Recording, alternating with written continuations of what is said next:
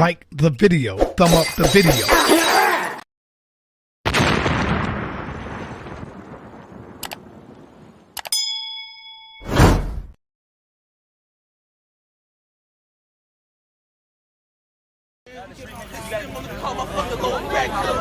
Sir, back up, please. Sir, you got to back up. Come on, be a human being. Back up, please. Come on. Can I be any more nicer? Can I be any more polite? Come on, back man. up. No such thing as a white man being nice, man. All right, you said that, right? Yeah. Show me where y'all nice at. I don't need to show you, man. I'm just asking to back up. I'm back.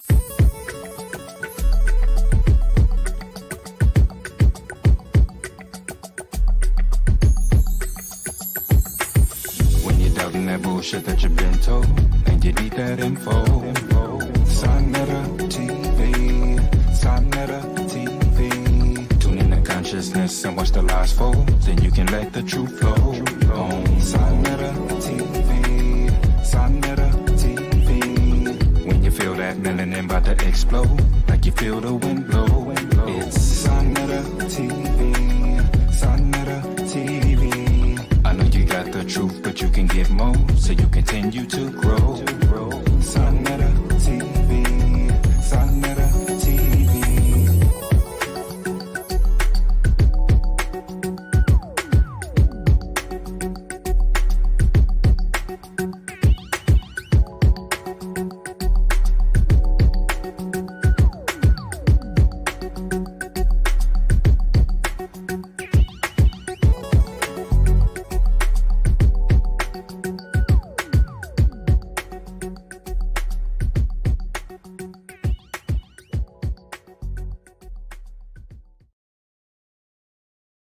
I'm in Rock Squad up, Magi Archers in the building, please believe. Oh shit. If you ain't Sonetta, no time for that interview, dog. I put my shit out for niggas, I don't send it to blogs. Clan kill off the Buddha, not being discreet. One puff, this big pops and projectiles. Between the sheets. Sun run, cold game, bring your cleats. The best flow blow, Eskimo, penguin feet.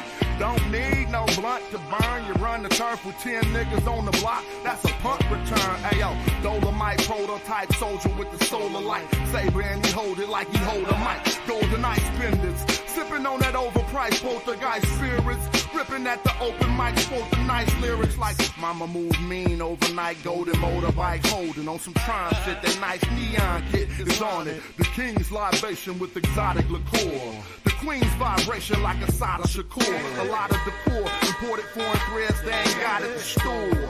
Nubian Kush, and black top pottery jaws, 39% THC, the quality pure. Old rappers try to spit, ain't hot as before. It's like I'm 5 flights above, bust the shots at the floor. Cats switch up their style when they ain't got it no more. Cause they gotta keep their product in stores to feed their kids.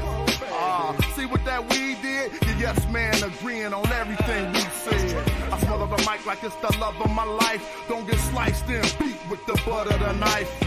Brother polite, I say I'm animalistic, cause I still be in the hood with my hand on my pistol.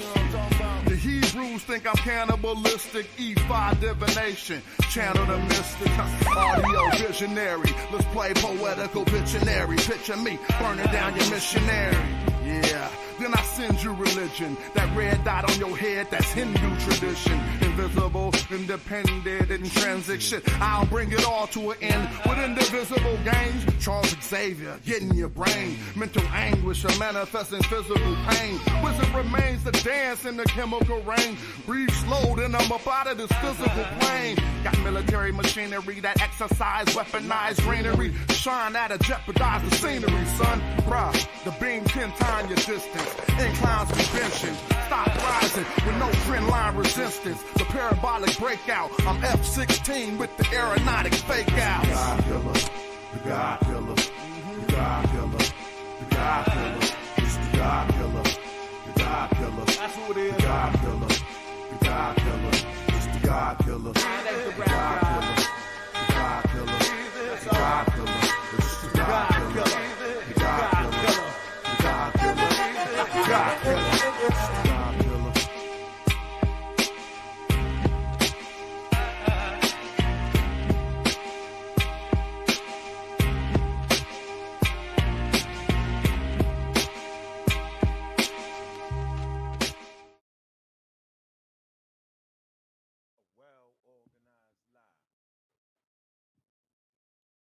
well-organized lie defeats a disorganized truth every time. Woo-hoo-wee. Man, y'all already know what it is, man. Let me see if I can get this. Man, why ain't this working? Let me see. What did I do? I did something half slick. Let me see. Turn up and see if I can hear it. Man, y'all hear me? Put a 1 in the chat room. Man, okay. You don't get it? 1 second to get this right. Audio right there.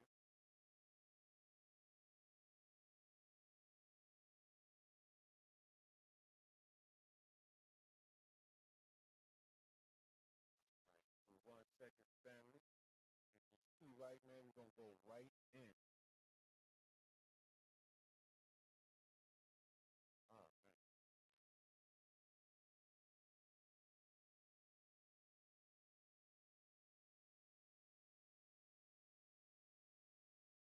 Let's see.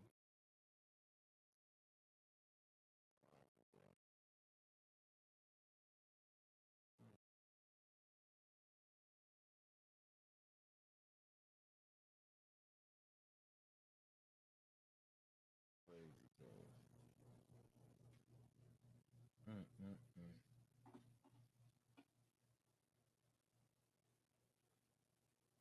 All right, let me get that right.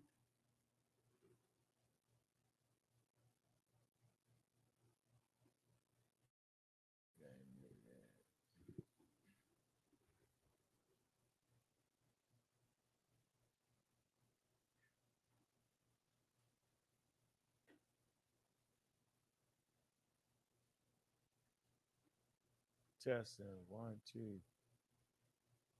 Testing 1 2. Testing 1 2 1 2.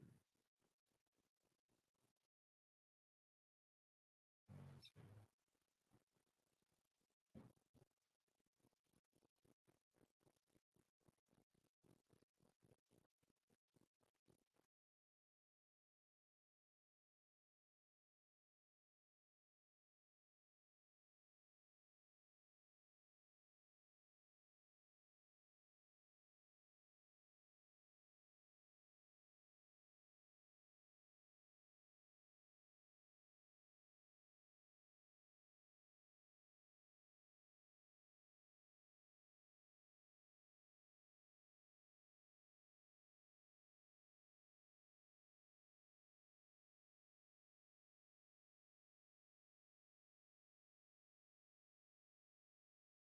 Test, test, test.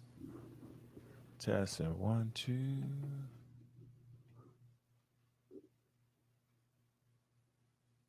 Hold on. Check, check, check, check, check. Low, low, low, low. Check, check, check, check, check, check, check. Check, check, check, check, check, check, check, check, check. Get that thing fixed right. Uh-oh. All right. I think I'm in there now. Man. All right. I had to become a overnight tech real fast. Anyway, what's good? What's happening? A well-organized lie defeats a disorganized truth every time. Woo-hoo-wee. Man, y'all already know what it is, man. Look, we in the house. Bobby Banger, all day, every day. Look, man, we need to get right into this, man. I got an important meeting. We getting ready for our interview, all right, with the sister. The Mars, put that in the chat, man. Y'all should go get that. And you know we already got that debate coming, all right? Okay? With Nepal and Christina. Let me put that up first, and then we're going to get right into this. So y'all already know, man. Welcome to the big leagues, man. It's the Kemetic priesthood, the prototype of the Levitical priesthood. It's going down June 24th, 7 p.m. It's $25, man. That's a good ticket price for our inaugural event with Sister Nepal and Sister Christina. They're getting it in, man. You know, I've been looking forward to this, and it's almost here, man. So make sure y'all go ahead and dive in, hit the link, get the tickets. It's important. I'm going to say this again, man. Make sure y'all support the sisters. If y'all want to see more sisters get in the ring with the intellectual warfare, intellectual gunfighting, y'all know what it is, man. All right, so make sure y'all support that. Don't just talk the talk. Make sure y'all walk the walk, man. And brother, stop running from the sisters, man. Man, this ain't nothing but a debate. So if you got some topics that you feel like need to be debated and there happen to be a sister that's on top of that topic, man, don't be acting like I don't want to get in the ring with it. Yeah, we're going to have Dr. Miat dive in the ring too. She's going to show you how it's done at the highest levels. Y'all just need to know that. So that's what we doing, man. Also, I want y'all to support our lecture we having with Sister Moya. All right. She's a doctor and she's going to be doing her thing. She's a physicist. All right. And let me see. Let me get this real fast. The wine had this organized. Let me get this real quick. All right. Real quick and fast. And then we're going to get right into it. Let me see if I can find the picture. All right, here we go. All right. Find it real quick. And we're going to get right into our lecture at hand. It ain't going to take us long to get this in. This I promise you. Yep. No, it's not. Dr. Moya McTeer. All right. Okay, that's going down, the live interview. Okay. Y'all get in the building, man. And share the screen real quick. All right. I want y'all to come on through, man. It's a pseudo killer special, right? And man, y'all know what it is, man. Here you go. Right here. Just a lecture, man. Y'all come on there, man. She wrote the great work, The Milky Way. Y'all can go to Audible, get that. The autobiography of the Milky Way. She's actually telling the story through the Milky Way. The Milky Way is narrating itself. It's a good one. And so y'all don't be pseudo on topics like this, man. Understanding the universe and the cosmos, man. Make sure you get that, man. Pseudo Killer Official, man. Some good questions going to pop up, man. And it's going to be a great event, man. All right. So that's the things we got going on this month, dealing with the sisters, man. We got that very, very important debate coming. I just want y'all to go ahead and support that, man. It's important, man. We got to support the sisterhood. All right. Okay. So here we go. All right. We're going to get straight into it. Let me do this. How I want to do, y'all. Okay. So the conversation was about Charles Darwin and racism. And let me look at y'all, man, for real, man. So listen, man, I keep saying it. We ain't gonna never be able to move forward until we can understand the daggone language that we reading. A lot of times, right, people will go out of let me rephrase this. This is what's happening in the conscious community. A lot of anachronisms going on. So you got to know it's 2023. And the way certain words are used now might not been how they was used back then. And if you do not understand that, then you're going to always mess up the information. Simple as that. There are certain words that you can't even use today that were used very much so in the 50s and the 40s and in the 1800s. You cannot use those types of languages. Man, it was the world.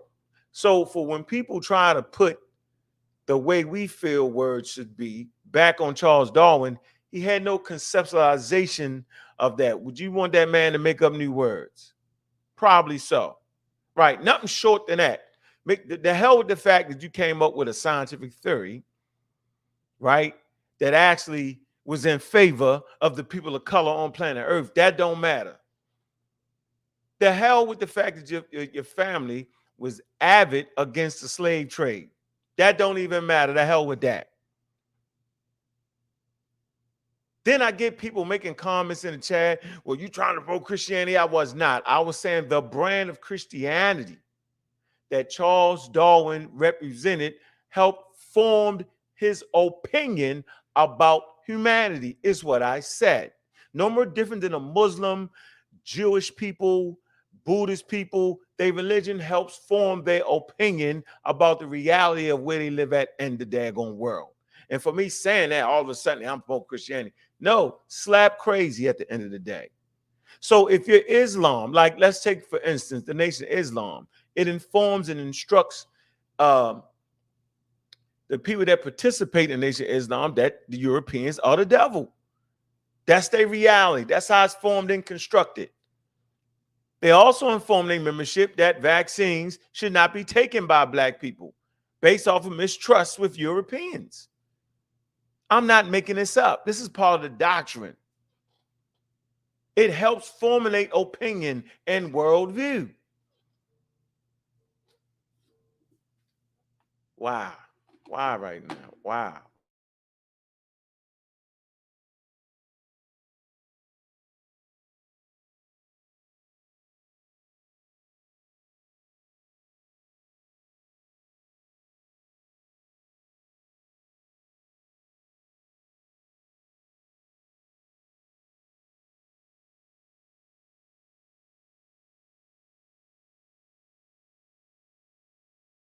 Man, okay. So it's your religion and your background that inform and instruct you. And until you learn different, you probably not gonna change that. So when I make the statement that the brand of Christianity, Jehovah's Witnesses, they got a brand of Christianity that informs and instruct their membership that Jesus Christ is not God. A lot of Christians would not agree with that because they go to the Trinity, the Father, Son, and the Holy Spirit, not even knowing that it was added later on. Can't find it in the original manuscripts. That's added later on. Okay, these three bear witness in heaven, the Father, the Son, and the Holy Spirit. All right, Jehovah's Witnesses got a whole different game plan for that. Simple as that. So their reality of what they think is their reality informs and instructs them how to understand Jesus Christ through the biblical narrative. I call it through the way they just want to swat the Bible is wild to me, because depending on what Christianity you accept, right, you interpret the Bible differently. It's wild to me. And that's why they got us stuck and just reading like the King James version of the Bible. I'm like, why not? Why not just read it in plain English? They won't tell you that. They make it seem like the King James version is special. Jehovah's Witnesses use the international version. That's their own translation. All right. So the mindset for y'all listening is, if you're going to read the text and try to, help get your family up out of it, right, would be basically to just read it in plain English. The thee, thy, thither will have you wildly confused. Just read straight English. All right. Not the King James English. All the way back to the 16th. Man. Okay. So the statement is clear.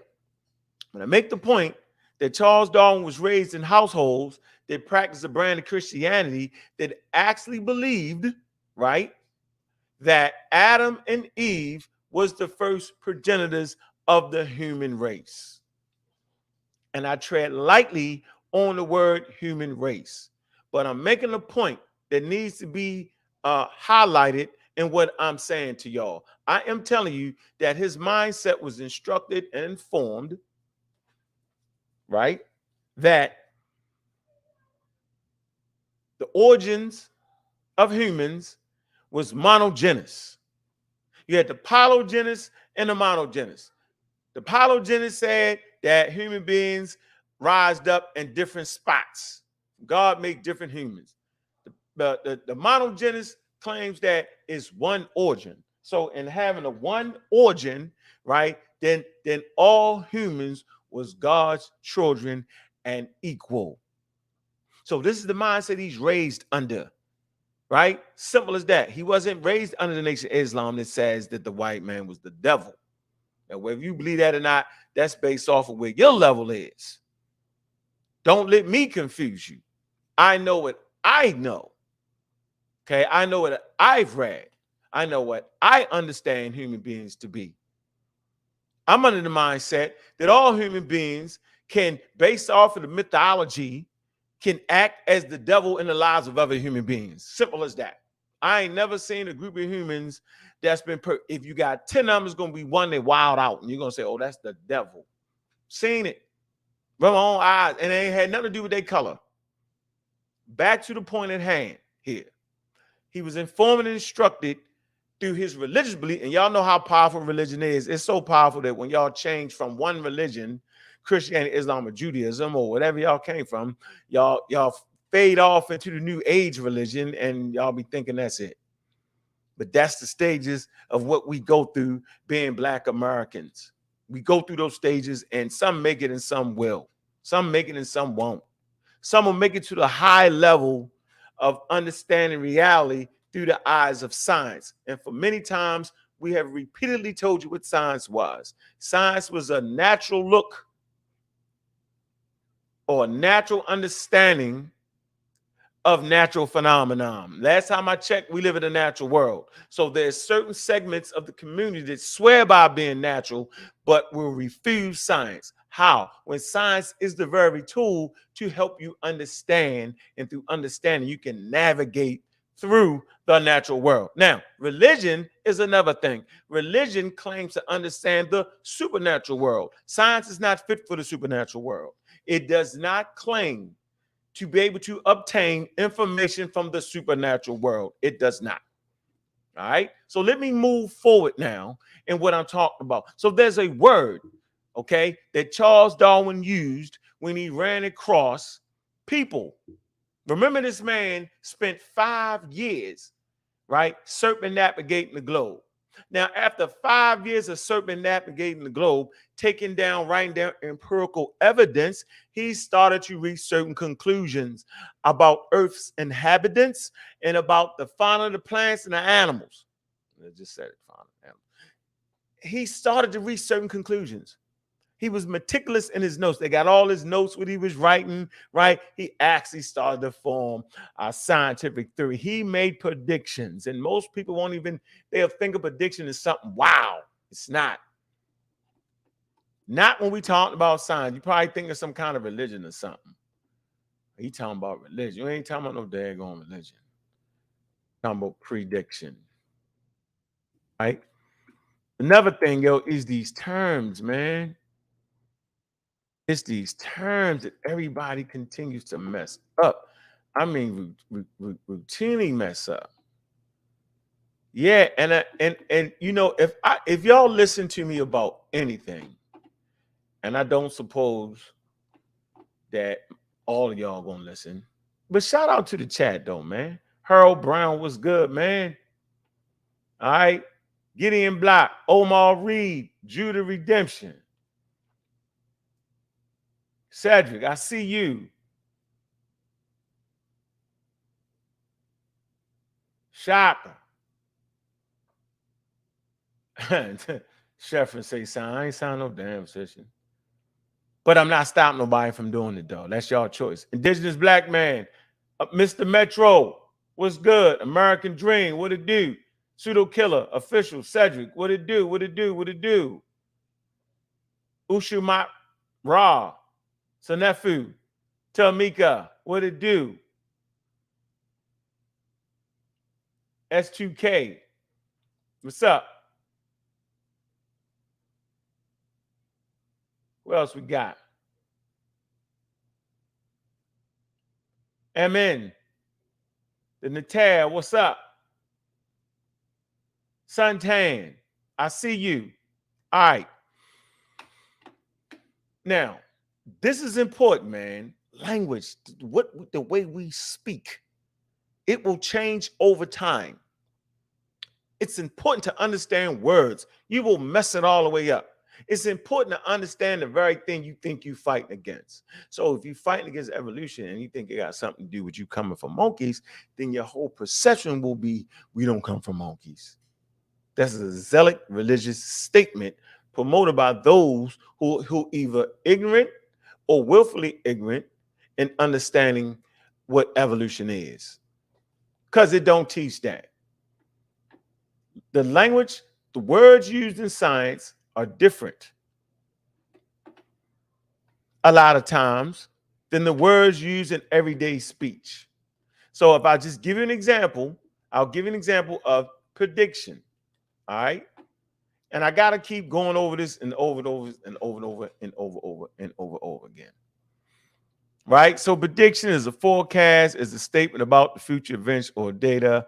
They are often not always based upon experience or knowledge. There is no universal agreement about the exact difference from estimation. Different authors and disciplines subscribe different connotations. Tell you right here, different authors and different disciplines. So your antenna should go up right there. Different connotations. If you're talking about science, then that's a discipline. You would have to understand the connotation and what it means. Future events are necessarily uncertain, so guaranteed accurate information about the future is impossible. Predictions can be useful to assess in making plans about possible developments. Talk about opinions, right? Let's move to here. So in these conversations, we're always talking about science, and we're raising the community's level. See the world through the eyes of scientific literacy, and you will understand how wild it was to promote the scientific racism of the day. And it was so wild that they enslaved millions of people. This fact is understood. And it was science that overturned the pseudoscience of the day that claimed that people were different races and had different intelligence based off where they live, based off the color of their skin. This is important to understand that. The magnitude, the thought, right? The philosophy, the religion. There was a philosophical standpoint, there was a religious standpoint, and there was a pseudoscientific standpoint that they felt was scientific. Remember I say science is undefeated? Right. Better science always overthrows science. And so in science, a prediction is a religious, is a rigorous, often quantitative statement forecasting what would be observed under specific conditions. For example, according to the theories of gravity, right? If an apple fell from a tree, it would be seen to move towards the center of the earth with a specified and constant acceleration. The scientific method is built on testing statements that are logical consequences of scientific theories. This is done through repeatable experimentation and observable studies. That's a scientific prediction, ladies and gentlemen. Don't let them fake you out. Don't let them use the word and mess it all up. Simple as that. A scientific theory whose predictions are contradicted by observations and evidence will be rejected. New theories that are generated may generate many new predictions, can more easily be supported or falsified. You got to know what falsified is. See, predictive power. Science has predictive power, ladies and gentlemen. You're at the frontier when you can make predictions. But this is in science. So when we're talking about science, the words we use, we will define them in a scientific manner.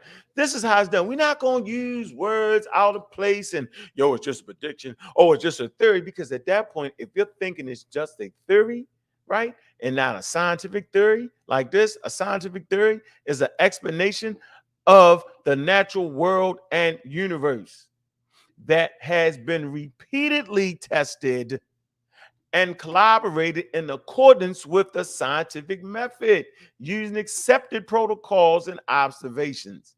You can't just say, well, yeah, yo, I'm doing this. It's right. Remember, I kept going through that with Sanchez. I'm using the scientific method. No, you're not. You're using your method and claiming it to be the scientific method. That's how he did, y'all. He wasn't adhering to the rules of science because observation was just the first step. And for it to be compatible with the scientific method, you have to go through the steps. I tell you, man. Where possible, theories are tested under controlled conditions in an experiment. Anyway, watch this. Established scientific theories have withstood the rigorous scrutiny and embody scientific knowledge. Scientific theories differ from scientific facts. See? Scientific laws. You ain't even know that. Scientific fact. Look, just real quick. I look up the word fact. But when we're talking about facts in science, we're talking about scientific facts are verified by repeatable, careful observation and measurement by experiments or other means. It's not just a fact. We're talking about a scientific fact. This is the language of science, and it is to be defined differently. The definition of scientific fact is different from the definition of fact. I'm going to say it again. The definition of scientific fact is different from the definition of a fact, as it implies knowledge. A scientific fact is a result of repeatable, careful observation of measurements by experimentation and other means, also called empirical evidence, man.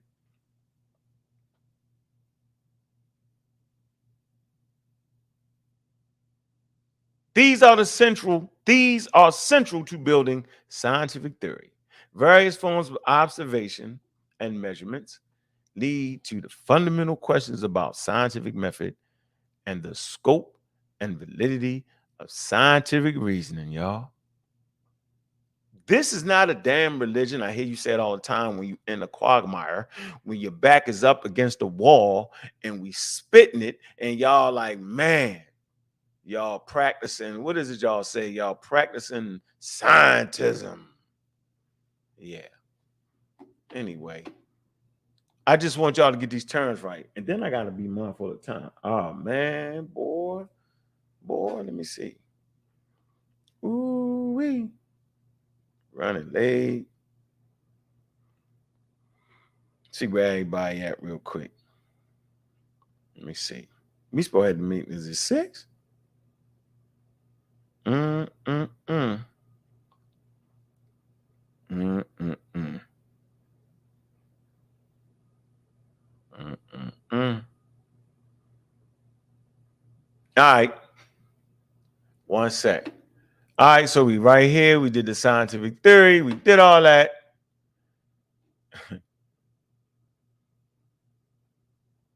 We did the prediction. We did all that. There you go. All right.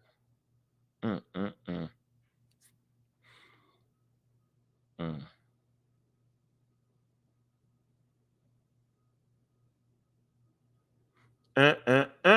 All right. Then we'll cut this one word. I ain't ready to do it. Let me see.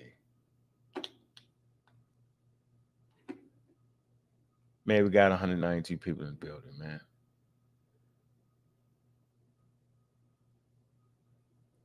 Lamont Brown. Yeah, it's his book. Yeah, he didn't write a dissertation, yo. He came up with a theory, yo. Remember, yo, he took the trip. Here you go. Let me show you what this was real fast. And then we're going to get into that word. Where in the world?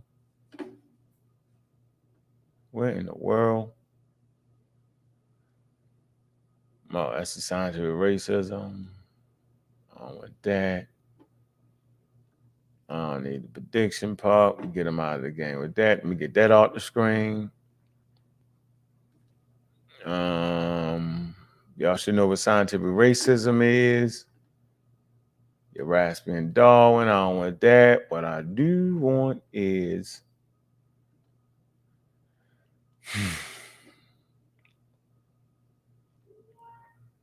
so we talked about how the religion in Charles Darwin's household formed his opinion.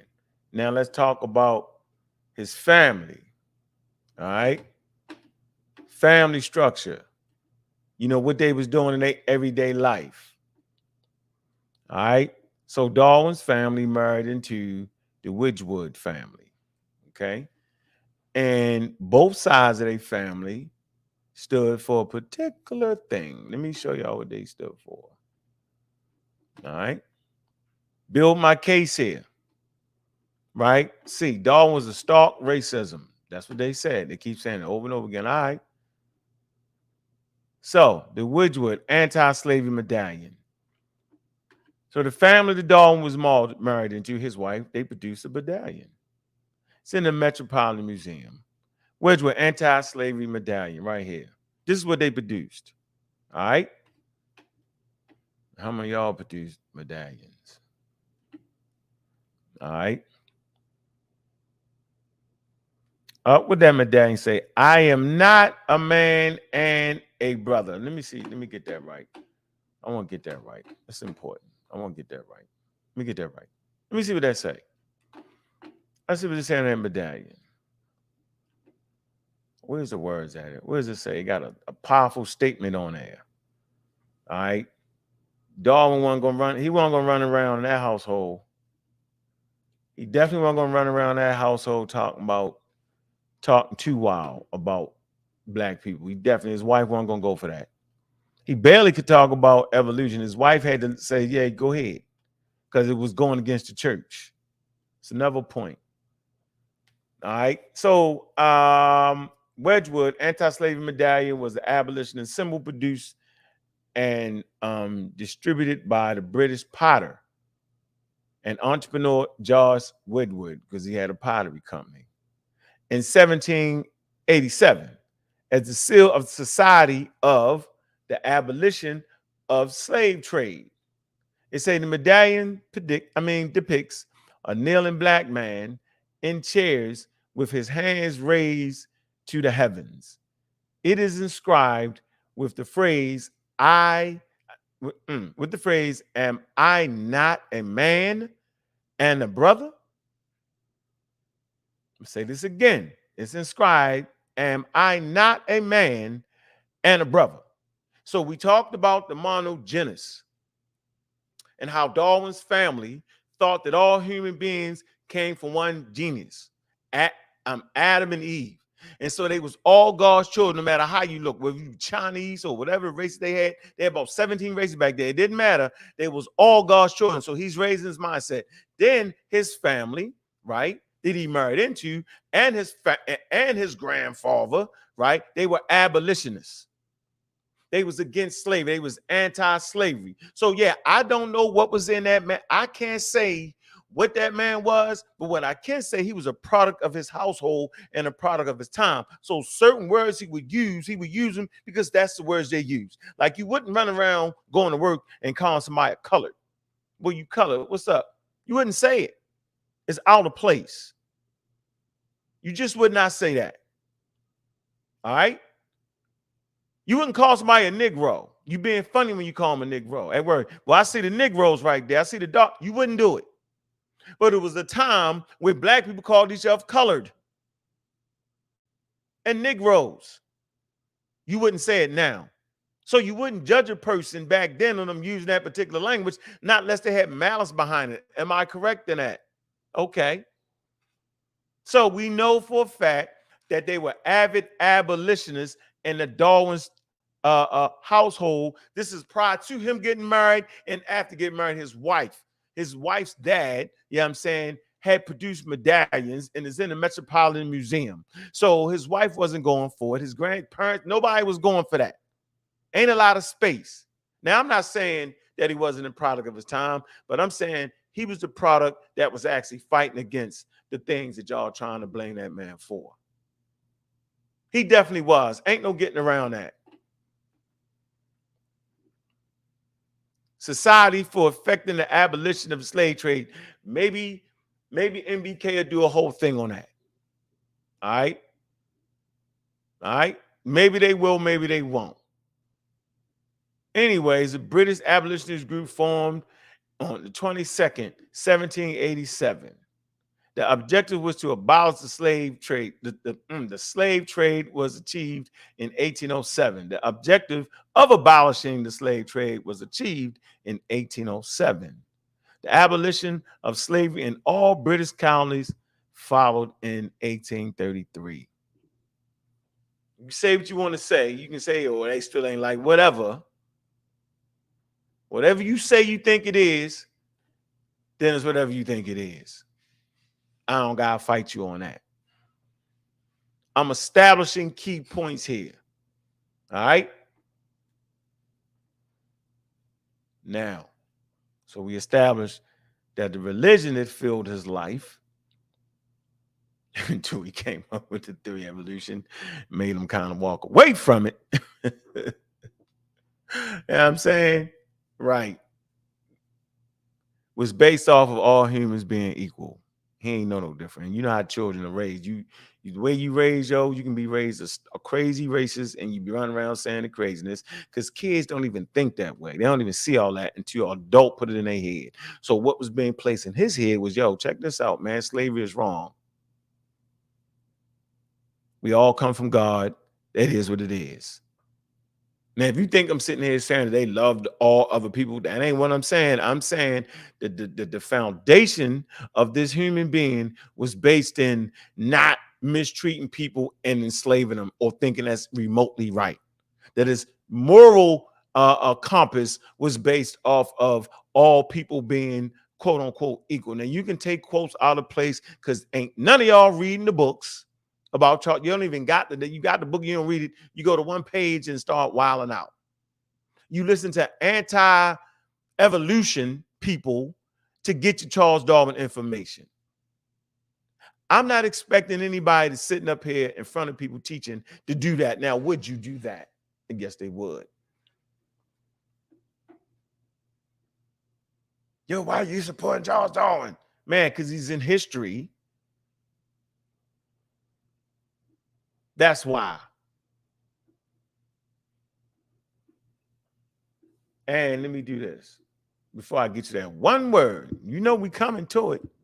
That one word. So always here.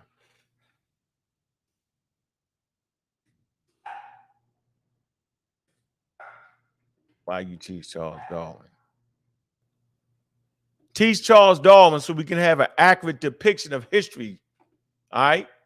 What do you mean? Charles Darwin can give you an accurate depiction of your history. What are you talking about? Yep. I know. Y'all ain't thinking it through like you should. You should be just thinking it through. The recent African origin of modern humans, Y'all act like that in the 1700s, 1600s, 1400s, that people actually knew that Africa was the homeland of humans. They didn't. Y'all make the mistake. Let me say this. I want to say this. Let me say this.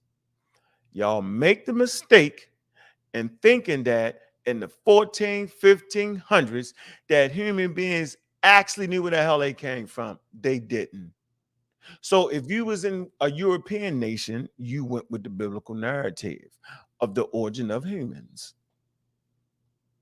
That's why I also make the point that Charles Darwin, his religious persuasion had him saying that all humans come from God, from Adam and Eve. So they was equal. But in the 1500s and prior to that, they thought humans came from creation stories. So if you was Bantoon, you had Bantoon stories of the origins of your tribe. If you was the Maasai or Masi, you got creation stories. Where you come, if you're a Muslim in Arabia, you got creation stories, and you use the biblical text, the Torah, right, to tell you where man come from, Adam and Eve.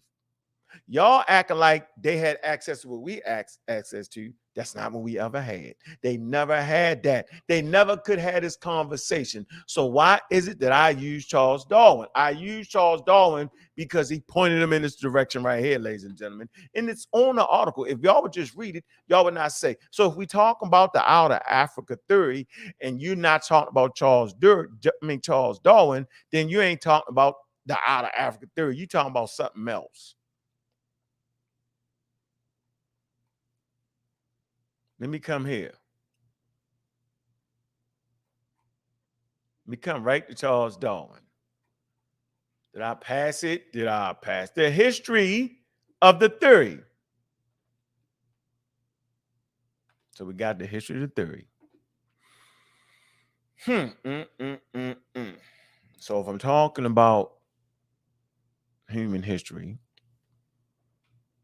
and I want to learn about African history, and I want to know about it accurately, and I want to know about it from a natural understanding. Last time I checked, Africa is a continent residing in the natural world. So you don't get no more natural than this. Understanding where your ancestors first come from. That's natural. What's the phenomenon that produces human beings? That produces diversity on planet Earth? It's called evolution. Why do I promote the outer Africa theory? Why do I promote Charles Darwin? Because it was Charles Darwin that first started to purport that all humans come from Africa. It wasn't none of your teachers. It wasn't Dr. Ben. It wasn't Shikanti Diop's, although Diop's fought for understanding Egypt through African eyes. But he didn't come up with the theory. No, he didn't. The cladic relationship of humans with the African apes was suggested by Charles Darwin after studying the behavior of African apes, one of which was displayed at the London Zoo. The economist Thomas Huxley had also supported the hypothesis and suggested that African apes have a close evolutionary relationship with humans. Now that we got genetics, we know that's a fact. Then it goes on to say these views were opposed by German biologist Ernest Haeckel, who was a proponent of the outer Asia theory. Haeckel argued that humans were more closely related to primates of Southeast Asia. You know, that's where the Nation of Islam talk about the Asiatic black man. See, they already messing it up. East Asia, and rejected Darwin's African hypothesis. So Charles Darwin had an African scientific hypothesis from where humans came from. Now watch this. It says, in The Descent of Man, Darwin speculated that humans had descended from apes, which still had small brains, but walked upright, freeing their hands for using which favored intelligence. He thought such apes were African. End up being 100% right. All right. It say in 1871, there were hardly any human fossils of ancient hominids available. Almost 50 years later, see, Darwin made a prediction. 50 years later, Darwin's speculation was supported when anthropologists began finding fossils of ancient small brain hominids in several areas of Africa. Then you get a list of hominids. Y'all can look it up if y'all want to. The hypothesis of the recent as opposed to archaic African origins and development in the 20th century. The recent outer African origin of modern humans means single origin. What did I talk about? Single origin, ladies and gentlemen. He already had the idea of a single origin based off the way he was raised in his religion. He already had the understanding that, people are basically the same because they all was God's children. And so now it wasn't hard for him after 5 years of studying life all around the planet, which none of y'all have done.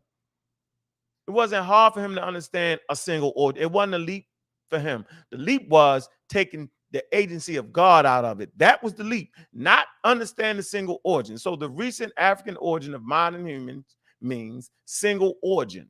Monogenism,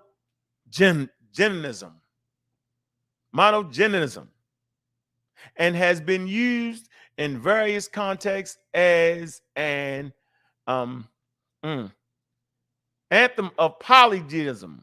Y'all know what that is, right? That's many regions. This is what the Blackians do. I call them the Blackians, the Black Indian. What y'all call them? The Blackgens, the Indians, the something. They try to say it's polygenism. They're trying to say it's multiple origins of humanity. This is the argument they're having right now. So they bringing that argument to the black community that's already been taken care of in 1871. Why do they do this to us, man? The debate in anthropology had swung in favor of monogenes by the mid-20th century. And isolated proponents of polygenism held forth in the mid-20th century, such as Carlton Kuhn, who thought as late as 1962 that Homo sapiens arose 5 times from Homo erectus in 5 places. Right. Anyway, that's why I mentioned Charles Darwin, because you can't talk about human evolution without talking about Charles Darwin, and you can't howl and scream about the out of Africa theory and we first because we the first people that walked upright and disrespect what Charles Darwin did, and then disrespect the out of Africa theory. Ladies and gentlemen, this is called flim flam, and y'all do it on a regular basis. I'm not saying the intelligent people that's in the chat do it. I'm simply saying I hear it all the time. They talk about we the first to walk upright. Here the elder said we the first on planet Earth. We this, we that, we that, we this, we all these things right here. But yet and still you deny the work of Charles Darwin, who actually helped overturn the scientific racism with his theory. It just took years to do it. All the way to the 1960s, they were trying to talk wow. But his theory stood strong and stood the test of time. But you make him a racist because he used certain terms. Man, y'all wild for that. Why are you talking about Charles Darwin? Hey, why are you fighting for Charles Darwin? Because I'm fighting for the out of Africa theory. And if I'm fighting for the out of Africa theory, which all y'all claim that we come from Africa, we Africans, we Africans, we Africans, but yet won't use the information that will support that you Africans, you witness against it. So when you witness against Charles Darwin, right, and mischaracterize his statements because you think we're in the 1800s right now, and you call him a flat-out racist, then you're admitting that a flat-out racist helped overturn the pseudoscience of the day that helped enslave your ancestors by the millions.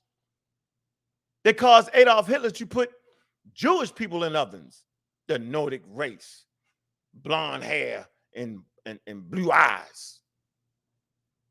Y'all wild for that. But we here and see we teaching.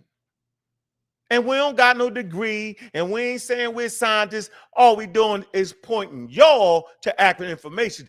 This you can do on your own. That's why they really be hating. But see, why they be hating, I be participating. They be hating. Why are you on Sarnetta TV? Because Sarnetta TV is allowed everybody to have a voice. Don't hate because now you can hear my voice. Oh, so you thought you was going to always be pseudo-rise? That's what y'all thought? That the pseudos was going to always get a foothold constantly and not get a chance at 190,000 subscribers? That y'all really thought that, didn't y'all? Y'all was wrong. Now we got the real variety. See, now we got the pseudoisms and all that we think, and now the black Egyptian, we got all, and now we got another voice. The voice been there, but y'all could always play that game. Oh, he don't got enough subscribers. Oh, he don't got this. Or we can lie and cheat, get his channel taken down. We can do all that. We can stop. You can't stop it. Science is undefeated. I can't believe he talking about this white man. I can't believe that you're agreeing to a scientific theory. All y'all to say that we first, then you're agreeing to the outer Africa theory. Can't believe y'all walking contradictions. That ain't everybody, though. Let me get to this word and get you up out of here. Due diligence. I already told you. I got a whole month of this. Easy work for me. Let's do this. Let's come to the etymology, first of all, of the word savage. Because this is the crux of this conversation. Now we cooking. Now we cooking. We're going to the word savage, which I think is important to go to the word savage. Here we go. Etymology dictionary, mid-13th century. Surname of animals. Furious, wild, undomesticated. Did I say that right? I don't know. I said that wrong. Ooh, so what? We're going to get it right, though. Let me see. That shit right. Ferocious. No better. Ferocious. So savage in 13th century, what did it say? Late 12th century surname of animals. All right. Ferocious, wild, undomesticated. All right. Untamed. Also wild, uncultivated. From the French, savage, wild, savage, untamed. All right. Pagan, strange. All right. Where we at? Wild, woodland. Skip. Woods. Okay. That's applied to humans. Of persons. Indomitable. What's indomitable? We know what indomitable is. You can't be dominated. Look. Hold on. Indomitable. Indomitable. These indomitable warriors have never been subjugated by invaders. Impossible to subdue or defeat. Right? So they was running across some people that was wild of them. They was uncivilized in European culture, right? And that you couldn't conquer them because they wouldn't be tamed. Watch this. Vigilant, also fierce, bold, cruel. It later on was reduced to being cruel because they wasn't listening to the Europeans and they was willing to die for their way of life. Unc, you making it up. Yeah, I know. Watch how we get down right here because we get all the way down. It say of persons or behavior, wild, barbarous, can also mean that, uncivilized. They definitely was uncivilized because civilization was brought to them by Europeans, and it was the Europeans that defined what civilization was. So to them, the fact that they wasn't like them and different from them, these indigenous people, they felt like they was uncivilized. Well, what was civilized? To be like the Europeans, the French, the Belgian. To them, that was civilization. They didn't care about you had a culture and all that. You was way different than them. Reckless, they felt like it was ungovernable. Why is that? Because they had their own laws, rules, and regulations, ladies and gentlemen.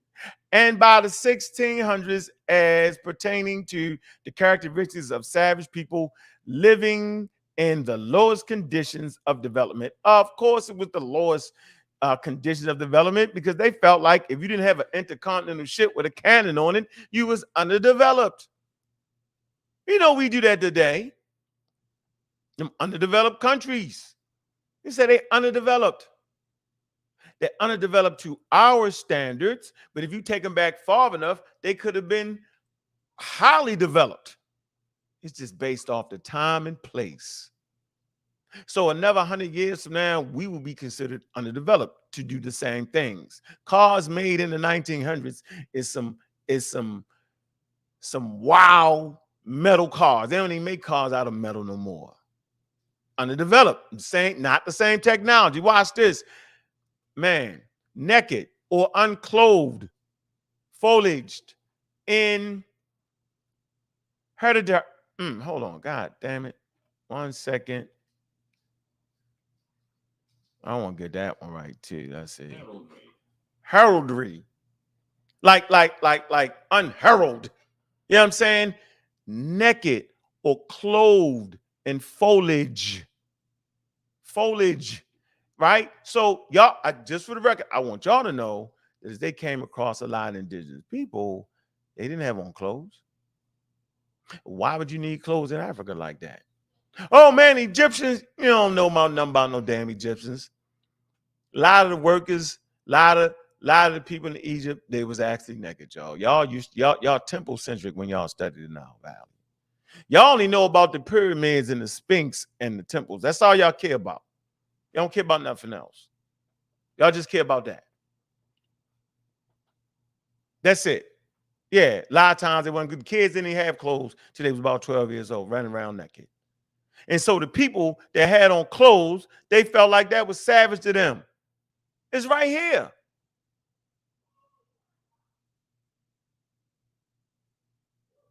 All right. That ain't enough, Unc. I know it ain't. That's why we're going to move here. we're going to go to the American Dictionary, English language, in the 1800s. Right? All right. Nah, come here, then we're going to go there. Savage, essays published in the U.S. and them.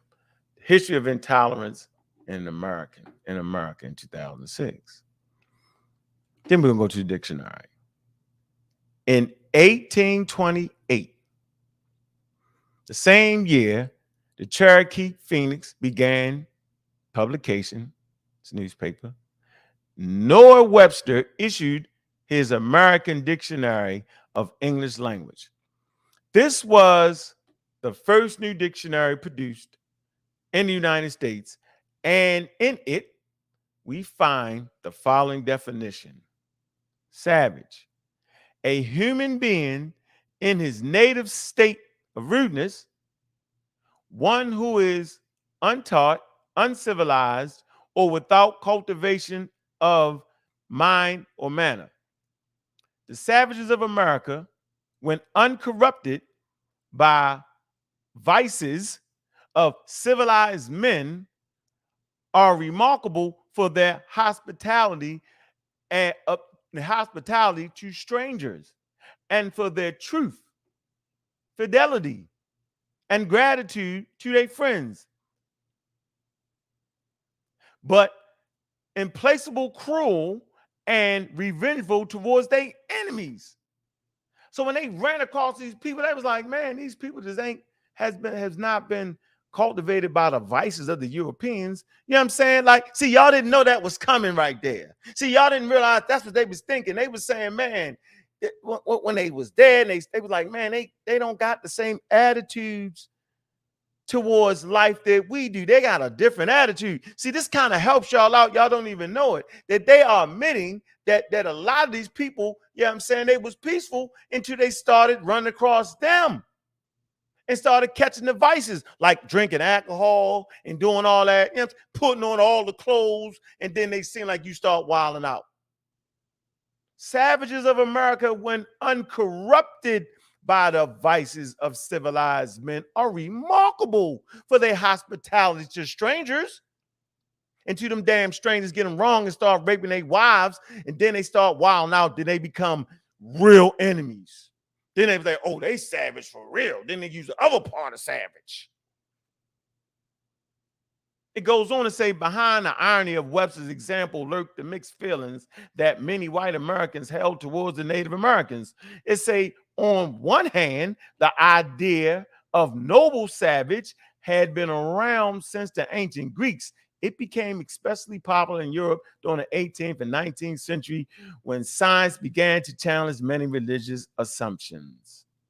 According to this view, Native Americans, like the native inhabitants of Africa and the Pacific Islands, represented humanity in its original state. This is important. So y'all ain't really studying. Y'all just diving on YouTube, coming at me. You're going to have to read. You have to do a literature review before you start diving at me. Don't just dive out the window on me with no quick Google search. We ain't doing that. Because I ain't up here making up stuff. I'm going to say this again. According to this view, Native Americans, like the native inhabitants of Africa and the Pacific Islands, represented humanity in its original state. Ain't that what y'all say? We want to go back to natural, right? So you talking about going back to your original state. I always hit you with, look, we space age Africans, y'all want to keep playing in the Stone Age. Well, the Stone Age was your original state, ladies and gentlemen. Ain't that what you want to do? You want to go back to that time when you pick the berries in the trees and all that. That's what y'all doing. Say this again. According to this view, Native Americans, like native inhabitants of Africa and the Pacific Islands, represent humanity in its original state. Rather than blind souls lost in darkness, noble savages were seen as being good by nature, hospitable, truthful, faithful, grateful, in the words of Webster, because civilization had not yet taught them otherwise.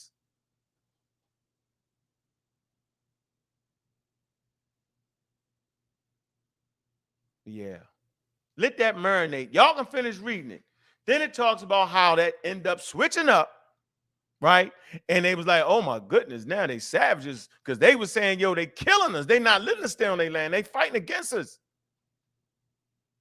Watch this. In sharp contrast to this romantic image, however, was the cruel and revengeful strain that many whites saw in Native Americans' character. Yeah, after you start messing with them, it say the possibility that the policies and actions of white settlers were in any way to blame for the hostility they encountered amongst the natives was too disturbing for most to admit. Yeah, yo, you mean it? Yeah, they probably turned on you after they fed you, made sure you had food Thanksgiving because you were starving. You was on your way out. The gang was over with. The winters in Maryland was killing them. They couldn't find no food. I don't know how you couldn't find. You got lobsters, you got shrimp, you got oysters, you got the bay, you got turkey. I don't know how they couldn't eat. They was done. They was eating each other. They'd been reduced to eating each other. I ain't making it up. I'm telling you. So of course they switched up on you after you did all that, then start wilding out. Raping their wives, taking their land or what they perceive to be their area. Yeah, of course it changed. Watch this. The possibility that the policies and actions of white settlers were in any way to blame for the hostility they encountered amongst the natives was too disturbing for most to admit. It was much more convenient to regard Native Americans as fundamentally different from and inferior to whites. Thomas Jefferson could acknowledge the humanity of Native Americans in theory, but treating them as equals would have challenged his vision of an expanding United States. So he had reason to say, nah, I don't know, bro. We trying to expand this thing. I can admit their humanity. I can admit how nice he is, but we need this. But we talking about Charles Darwin now. And we talking about how he was raised. Let me recount for you. He was raised in a household that felt like God created all humans equally. And they was all God's children. He was raised in he had two families that supported the abolition movement. One side of the family developed a whole damn seal talking about, am I not a man? Am I not your brother? It's his wife's side of the family. Had children by this lady. They ain't playing. So when Charles Darwin used the word savage, he was talking about the natives that he was coming across that one, didn't have on no clothes. Two, were very polite to him. And three, since y'all don't know this part, he was actually saying, man, if we teach them the language, they catch on like all humans.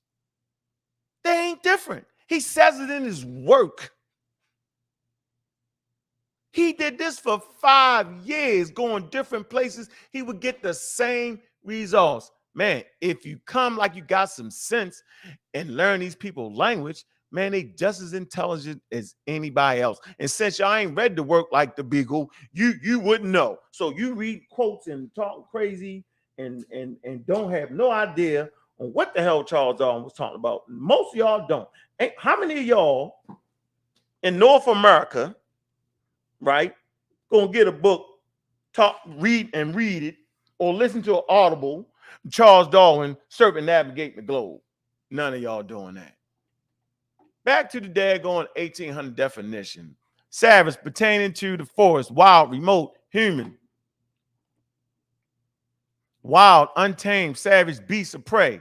Uncivilized, untaught, unpolished, rude, savage life, manners.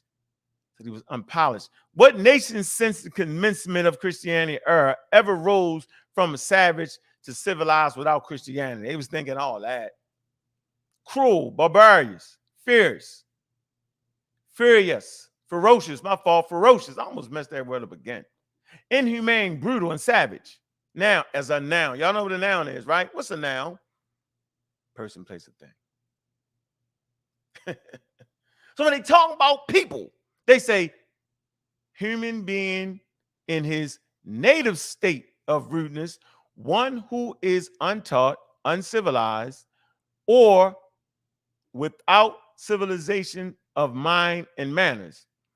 The savages of America, when uncorrupted by the vices of civilized men, are remarkable for their hospitality to strangers and for their truth, fidelity, and gratitude to their friends, but implacably cruel and revengeful towards their enemies. For this last trait of the savage character, the word came to signify. So there's certain meanings that can be attached to this word. So what was Charles Darwin saying? What side was he on? I'm going to let y'all figure that out, because he was on their side. He seen how hospitable they was. He seen how intelligent everybody was. He got it, because he was actually measuring these things and writing them down. He wasn't just talking to talk. He was giving you empirical data to show that he understood that their thinking capacities was on par. And he says it in his work. Read the work, The Beagle. He talks about how they came upon a village of escaped slaves, and they all ran, and some got captured. And it was an older woman in the village. She dove off the damn cliff. I ain't going back, is what she said. She dove off the cliff. They was like, man, she wild. She's out of order. And he said, well, how could that be? When the Roman emperor takes the poison so he's not captured by his enemies, you say, how great is that man? But when this enslaved person that was free for a while get captured and takes her life, you say she's an infidel. So if you read his work, you wouldn't be saying what you're saying. And I'm saying it's a travesty that we sit around here and we make up stuff as if we know. Noble savage. In Western anthropology, philosophy, and literature, the noble savage is a stock character who is uncorrupted by civilization. So they was basically saying these people ain't they uncorrupted by our wild civilization. See, they admitting it in their very words. So if you're going to play the game at the highest level, all you got to do is put the words in proper context and proper time. I keep telling y'all, you don't have to make things up. The truth is stranger than fiction. Who knew? As such, the noble savage symbolizes the innate goodness and moral superiority of a primitive people living in harmony with nature. Let me read this again for y'all, man. In Western anthropology, y'all see the title of the show? We talking about anthropology, right? Yeah, okay. Philosophy and literature, the noble savage is a stock character who is uncorrupted by civilization. As such, the noble savage symbolizes the innate goodness and moral superiority of the primitive people living in harmony with nature. Noble savage, Pentagon Dictionary and Literature. Terms, literary theory, 1991. I'm going to stop right here.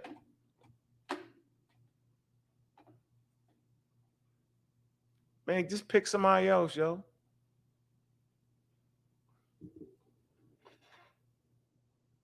I'm the good guy. Go pick somebody else. You can't dive off the cliff with me. Due diligence. I see you trying, bro. I'm going to give you that. But don't try me first. Get James. Not me. I do this. I ain't got nothing else better to do but read all day. I already know the answer to the test. I already know that if I start pulling up quotes, they coming from wild religious people who don't agree with evolution. And then you read the disciplined scientists, they got a whole different picture. So I just wanted to lay it out for y'all. I'm going to drop the link. If y'all want to add something in, if not, I'm out of here. I'm late for this daggone meeting. All right. I am. Boy, I see you. What's going on, Chavez, man? What it do, brother? Yo, that's a mean class, yo. You sent me, though, bro, the scientific literacy joint. That's mean right there, yo. That shit mean, yo. That's mean.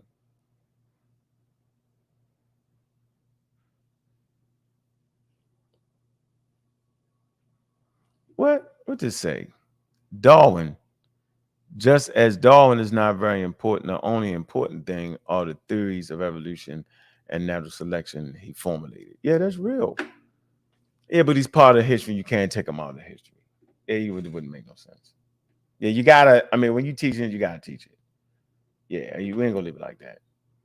When we talk about the work, when we talk about mainstream now saying that the Egyptians are African, yo, you cannot not talk about Sheikh Anta Diop's because he pushed him in that direction. No, he didn't win, but he pushed him to interdisciplinary and he pushed him to understand Egypt through the eyes of Africa because they wasn't doing it. They was having it through the eyes of the Middle East. And you hear people keep trying to do that. That's wild to me too. So it's all wild to me. I sit in the tank. Shout out to Sarnetta TV, man. Man, look, Black News 102, man. You know we got that debate coming up. Yes, we do. Hit that link, y'all. What y'all doing? Y'all ain't got nothing to say? Welcome to the big leagues. HOK, Sarnetta TV presents Sister Nepal and Sister Christina. House of Consciousness. Welcome to the big league presents was the Kemetic priesthood, prototype, Levitical priesthood. June 24th, 7 p.m., $25. On and popping. Popping. Be there. Inaugural event. First time. Sisters in the gauntlet in the ring. Locked in the Zoom. High level conversation. Or at least we hope it's going to be a high level conversation. But you won't know unless you pay your money and get your ticket. Yeah, we ain't listening to it. Nobody listened to James. Nobody listened to James. We're not listening to James until we stop. James, you playing. We're not going to get back in your senses, James. Then we're going to listen to you, James, because I like you, bro. And you know, you've given me some information that was good. Yeah, we studied this, a lot of the same things. Yo, you just wrong on this issue right here, bro. And that's okay, yo. All right, I got two people in the building. They here. All right, let y'all dive in. Because I go at 7. All right, what's going on?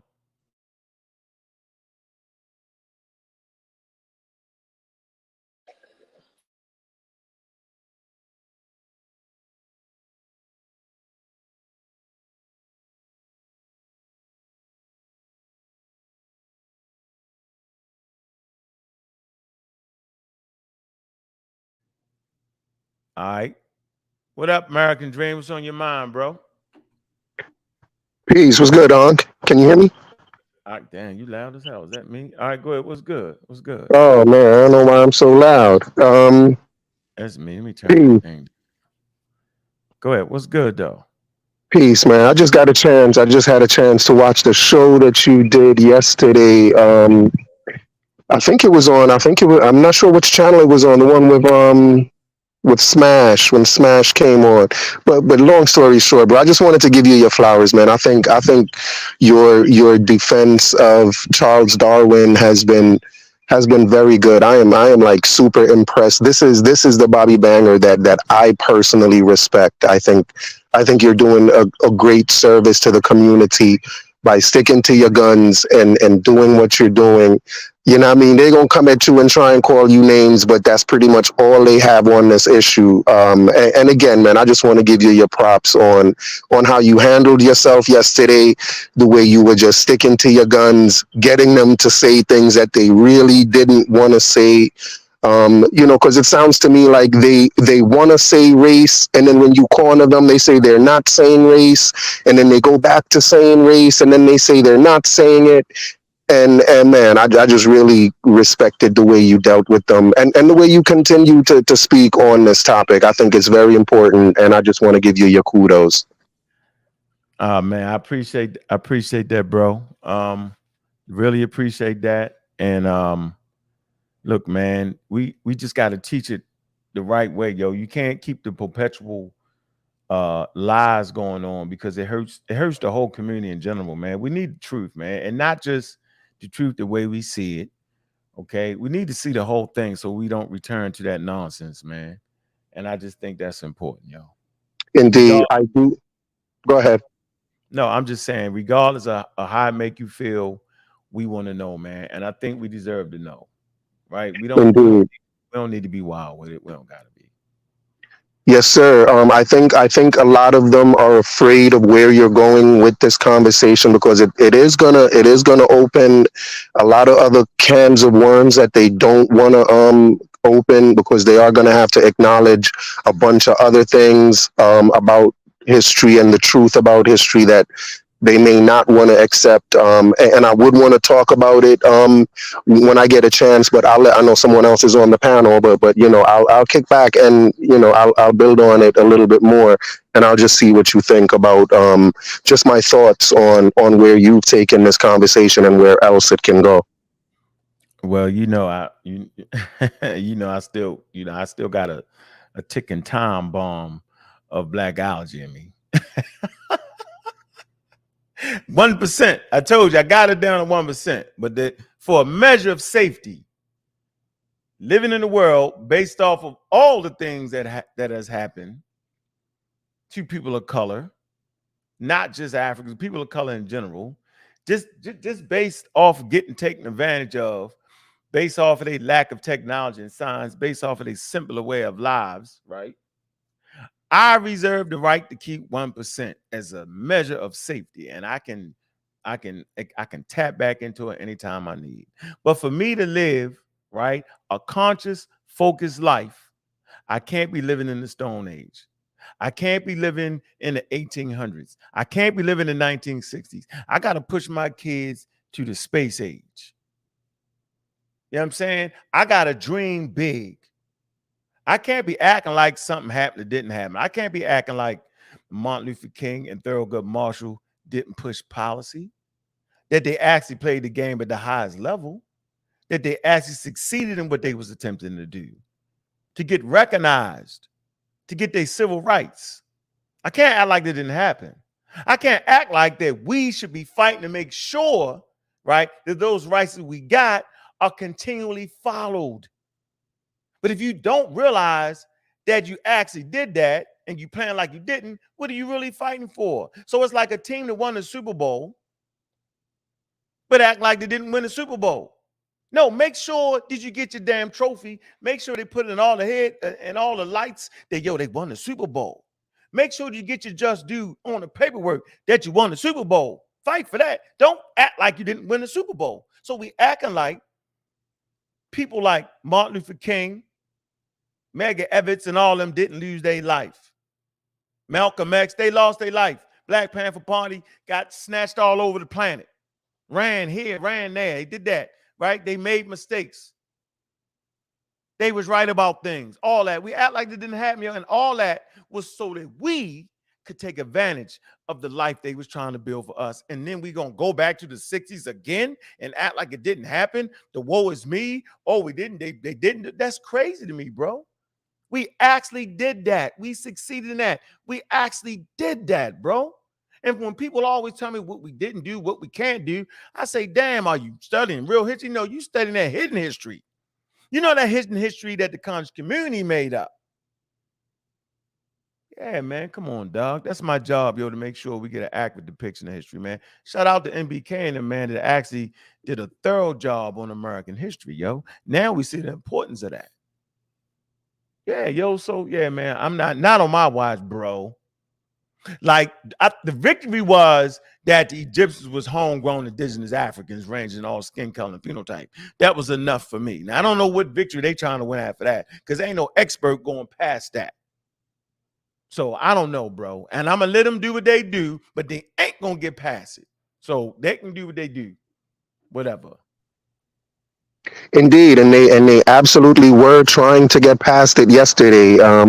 They were trying to, and again, I really loved how you put their feet to the fire and asked them to individually say whether or not they have heritage or ancestors that are from Egypt. And you know, the fact that some of them were saying yes and then changing their answer to no and being unclear. It just really, for me, pointed out just kind of how all over the place they are with their argument, and just kind of in a way how insincere they're being, because they really want to say that the ancient Egyptians were black, but they don't want to say it as well. They want it kind of both ways. And I think you were really giving it to them yesterday. I was really impressed, bro. But I don't want to give you too many flowers, man. People may think you my girlfriend. Yeah, all right, whatever. Nigga. Nobody thinking that shit, nigga. Too many flowers for you. But I'm gonna kick back. Like I said, I do have other things I want to add, but I'm gonna kick back and let some other people add on. All right. So yeah, it's a lot of situations we put into, and come on, Aoife. Aoife, hit the link though. Aoife, explain how, and then you want me to. It's like I don't know what the man was. I can only go off of his work, yo. Charles Darwin, we can only deal with his work. You can call a person a criminal all you want, but if you don't got the paperwork proving they're a criminal, then what you gonna do? That's like I heard people call Martin Luther King a lot of things. Yo, he's a sucker, he that. And then, man, that took a heart and courage to do what he do, yo. He actually died for human beings, bro. They look like him.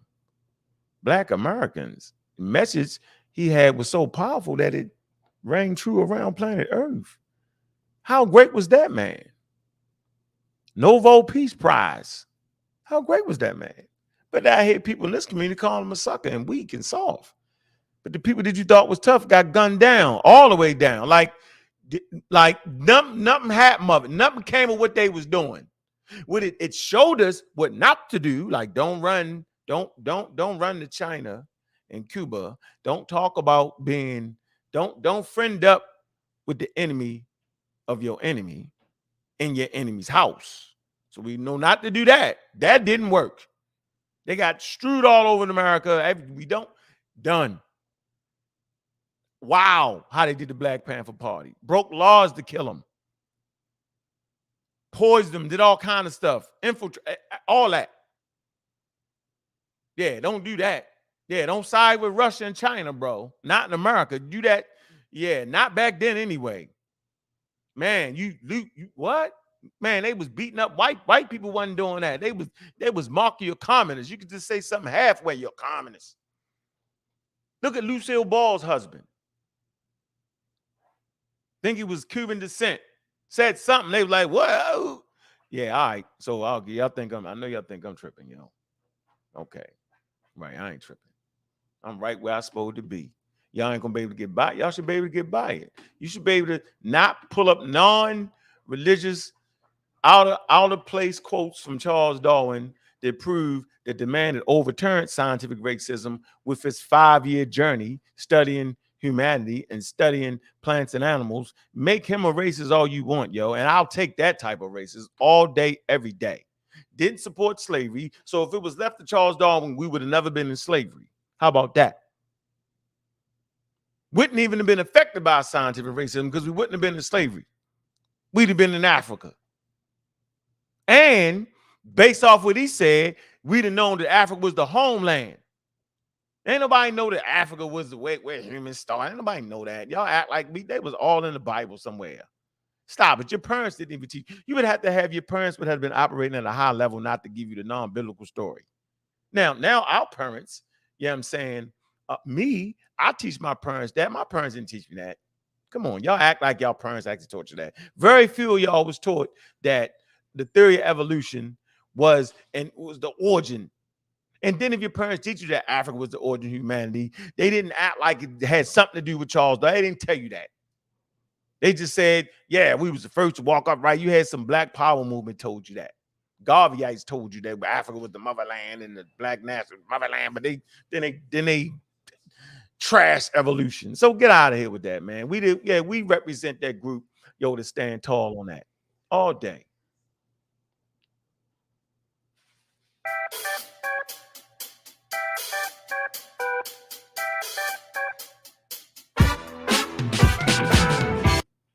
Yeah, all right.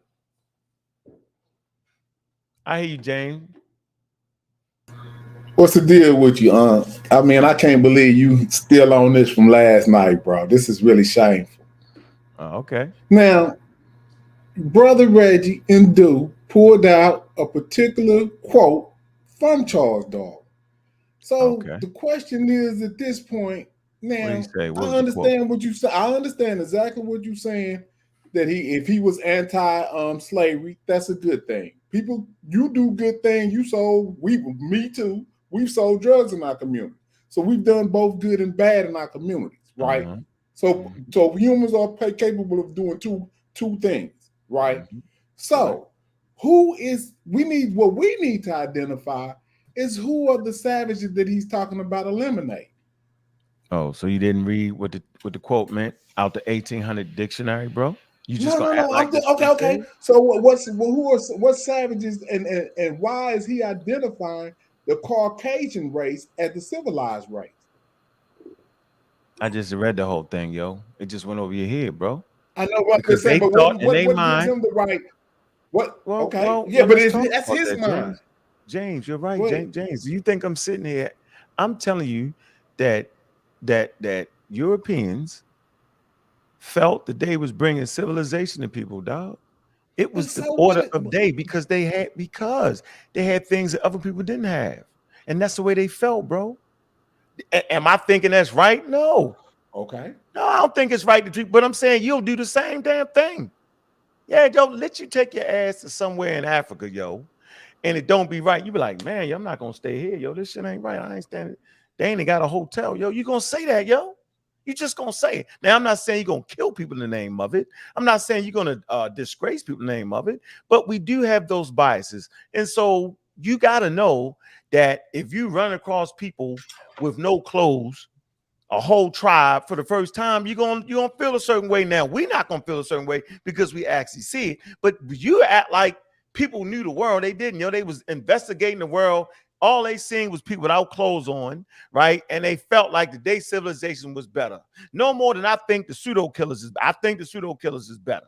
Okay, now watch this. So it would be cool if you would have said, "We've come across these people and we're gonna educate these people." That ain't what he said, huh? Yeah, Darwin. He said we're going to eliminate. No, you ain't no quote. Man, they say that. They just read it to you last night. No, they didn't read nothing to me. Yo, they just like you rewinded what that dude said. Go back and rewind what that he didn't say that. It said eliminated. Reggie read it like 3 times. No, he didn't. Y'all, I'm not listening to y'all. Oh, you can't do it, bro. No, bro. Why would he say that? Hold on.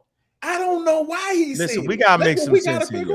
Wait a minute. Why is he talking about eliminating instead of educating? What he said was, no, he said that in his book about educating them. He actually said that. So but the quote that they pulled out, I want to explain. Was eliminate. Don't do that. They pulled it. You got to record it. They pulled out a quote that said he was talking about elimination. Now maybe you could pull out a quote where he's talking about educating, but the quote that they pulled out was talking about eliminating savages. That's why you even pulled up the quote about savages today. So don't do that, Uncle. You recording everything you saying, bro. We're just trying to find out who are the savages he's trying to. So if you're gonna let me talk, he trying to eliminate savages or not? You're gonna let me talk, James. James, okay, I'm mute now. What he said was colonialism and European civilization will, in due time, eliminate the savage races. Colonialism is what he said. He was right, dog. You hard pressed to find indigenous cultures anywhere, bro.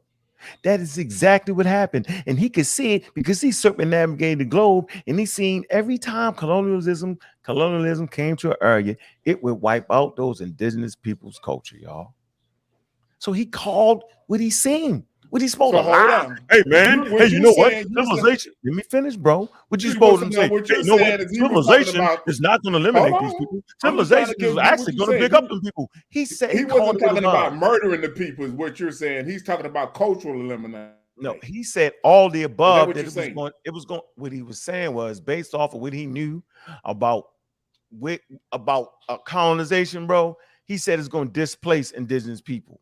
You either gonna lay down or get down. You either gonna put some damn clothes on, or your way of life is done. Like all the way y'all thought y'all was gonna keep doing it. He understood that none of that was gonna keep rocking, bro. Like you ain't running around with no clothes on, James. Why don't you take your clothes off and run around outside? You're not gonna do it, James. Why don't you go get yourself a spear and go hunt your food? You're not gonna do it, James, because that way of life is gone, bro. That's what he was saying. It's over with. He could see it clear. You're saying he that's was not him doing it about though. eliminating But people that's not physically. him doing it He's though. talking about cultural elimination. He's saying all the above, dog. He said, you know what colonialization is? To colonize the people, yo. Yes. How is that ever a good thing? The European colonization was wild, yo. What are you talking about? You don't think that man seen it was wild? You don't think that man seen people when he started circumnavigating globe? You don't think he seen slaves, yo? He was like, that's wild to him.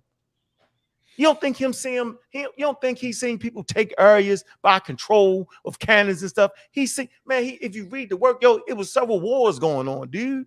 See, this is why people don't study history and they get it all wrong and then tell our people something different. Dude, he could see it clear as day. Just like right now, you can see, me and you can sit there and say, hey man, without some protection, those people in the Adam and Eve's Island, yo, there ain't gonna be no more of them in a minute. That's why they had to put a tag on them and say, yo, everybody get away. Because left to humanity, bro, yo, they gonna take that space, dog. Would you want me to lie about that? So you saying I'm agreeing that you should knock people out? Matter of fact, if you look in Kenya, hold on, while y'all playing, don't get me really started around here, yo. I'll go straight to Africa, where in certain places in Kenya, they threw the goddamn indigenous tribes out the daggone park. So you know they got these national parks. Yo, they threw the people out. They're like, nah, dog, y'all gotta go. Y'all running around, y'all hunting the animals to extinction. No, y'all gotta come in the regular population now. We ain't even playing that game. Put your damn clothes on, stop hunting these animals, and y'all got to go. That's in Africa, African leadership. So I don't want to do that, because then you're gonna say I'm bashing. So I don't want to do that. I'm saying that modernized cultures will always take over lesser culture. When I say lesser, not having the ability to stop it is what I mean. Okay, well, now I'm just going to say this before I bounce out, because I know you got to roll out in a second. Yeah, but what I'm saying is this is your own interpolation on this, on what happened, because that text is actually there. You can't change it. You can say what you interpret, you interpretate what he meant, but the text is as clear as day what he's talking about. Now, I could rock with you on if he's just talking about cultural eliminating people. No, he's talking about everything. Colonialization, to colonize the people, yo. Murder came with that too, yo. It wasn't just one thing. He wasn't saying do it. He wasn't saying it was right. He simply called a spade, yo. Right. He going around. All right. Well, I'm gonna let the other brothers get in. This is to be continued, I guess, because it don't look like you stopping no time soon. Nah, not no time soon. Bro. So I'll be back. All right, peace, bro. Peace, bro. Hey, James. James, before you go, are you there? No, he gone. He tapped out. Oh, okay. I wanted to ask him because he seems to really have a problem with the word savage, and I was wondering if he could give us what he thought Darwin meant by savage. And I wanted to ask you if the same way theory, the word theory in scientific terms and in regular everyday vernacular are kind of not the same, do you think the word savage in the terms of scientifically how Darwin was using it and savage in regular normal, do you think they're the same definition, or do you think that there's a distinction as well? There's a distinction in definitions. It's right there. There's a distinction, yo. It's clearly the same. It's one definition savage. So you just gonna dive in and not speak, yo? You gonna say they're the same when I just pulled up an 1800 dictionary? I just showed the differences, and you just gonna do that? So I tell you what, go get a source to say what you're saying right now. Do that for me, bro. I don't want you to win like that. I want you to win the way I'm gonna win. I'm gonna win with a source that supports what I'm saying. I mean, says both things, yo. That's all I'm saying. It could mean more than one thing. That's all I was saying. Can you give me both the definitions? Yeah, I read the whole paper. Did you catch the lecture? You missed it? No, I'm just coming in, but I do understand the word. Okay. I understand the definition. I understand how it was used. I understand history, so you know when they were using it in a derogatory term. They're using it to address people in a very negative term, scientifically and every other way around the board. There was no two separate words for it. There are no two separate definitions for savage. Are you sure about that? Definitely. Based off of what? Based off of the knowledge of the word savage. What's your knowledge of the word savage? Tell us. Yeah, how do you define the word savage? Savage, you're saying an uncivilized, wild person, untamable person, a savage. Yep. Uncivilized. So they just meant uncivilized? Yeah, uncivilized is pretty wild. You don't. And what did they mean by, so what did they mean by civilized? You don't know what civilization is either. Okay. No, I'm trying to figure out why you have such a problem with the word savage if all it means is uncivilized. Let me put it to you like, okay. You don't. All right. Tell me. It doesn't necessarily. If all it means is not civilized, you would have to look up the definition of civilized to see if it's a bad thing or not. You don't know this was because I'm sure we would agree that there are people. Can I ask you a question? Do you agree that there are people today that you would consider uncivilized? Yeah, right out of Europe, definitely. Right. So why is it a problem for Darwin to think people are uncivilized, but you can't? It's horrible to be uncivilized. You don't want to be uncivil. You know what I mean? So what do you think he meant by that? What do you think uncivilized mean? What do you think civilized mean, and what does uncivilized or savage mean? Okay, man, let's go. Okay, so uncivilized, a place or people not considered to be socially, culturally, or morally advanced. You see what I'm saying? Mm-hmm. Now, what does advanced mean, though? What do they mean by advanced? You can't just run past that. You have to talk about what does advanced mean? What is that? What does advanced mean? What do they mean by not culturally advanced? Does that mean? Every time I give you a word, you give me you're asking another question. So we can't keep chasing it. Let's go back to the first thing you said, which was savage. I want to get your interpretation of savage. Do you think it's a good interpretation, a good word, or do you think it's negative? If what it means is uncivilized, and civilized means that you have certain types of technology, certain ways of doing things, certain types of government, and uncivilized means you don't have those, then I don't think it's a derogatory term. It just means not something else. Thank you very much. That was your definition. Now let's use the real definition. So what it says here is malicious, untamed, fierce, ferocious, lacking the restraints of normal civilized human beings, uncultured. Seldom have I seen such savagery. That's a little example. Do you believe that there are people today that that definition defines? Excuse me, hold on for a second. Now we just got these horrible terms off the real definition. Do you agree with those ones, or do you like your fake definition better? No, I agree with those. I don't necessarily think they're bad things. But what I'm asking you, because I think there are people today that can be defined as that. Do you think there are people today that we can define as that? That you would define as that? I consider a lot of people savage, and I mean that in a very negative way. Yes, I agree. All right, now the people these devils went around the world. These people were savage. The people that were going around the world typically inside everywhere. Those savages. The people that were going around the world eliminating entire populations of people, the ones who were naming people savage, those were the real savages. Right. Absolutely. Boy. In modern day history, like right now today, it depends on who you how you want to define a person. You can use that analogy. You can say this guy's savage. What do y'all think that the Egyptians was doing when they were traveling? You think they was planting gardens everywhere they went? They weren't. No, they weren't. But they didn't commit genocide. They didn't run around colonizing people. Right. Hey, dude, quit. They were colonists. No, they weren't. Not in that. You got to know your history. They the first empire. You don't think they were colonists? No, they weren't. That's where you wrong. Listen, no, that just makes you wrong, bro. You're not understand. What you mean? Did you see how big their territory was? It was right there. now. And check this out: when they expand their territory, right? When they expand their territory, they went there and planted the flag like we the first. Understand the way these devils go about colonizing. Understand there's a whole. So now you agree they were colonists. These things aren't. Listen. These things weren't done. These things weren't done by Egyptians. Or you see a lot of have countries, have empires, and all that, but not do as how these people have done. Look, Ghana. I got to be doing this damn show, man. I got to be doing this fucking show, man. You gotta end it. Ghana, if you slow down, you realize recording in progress. We've been doing that since the beginning of time, yo.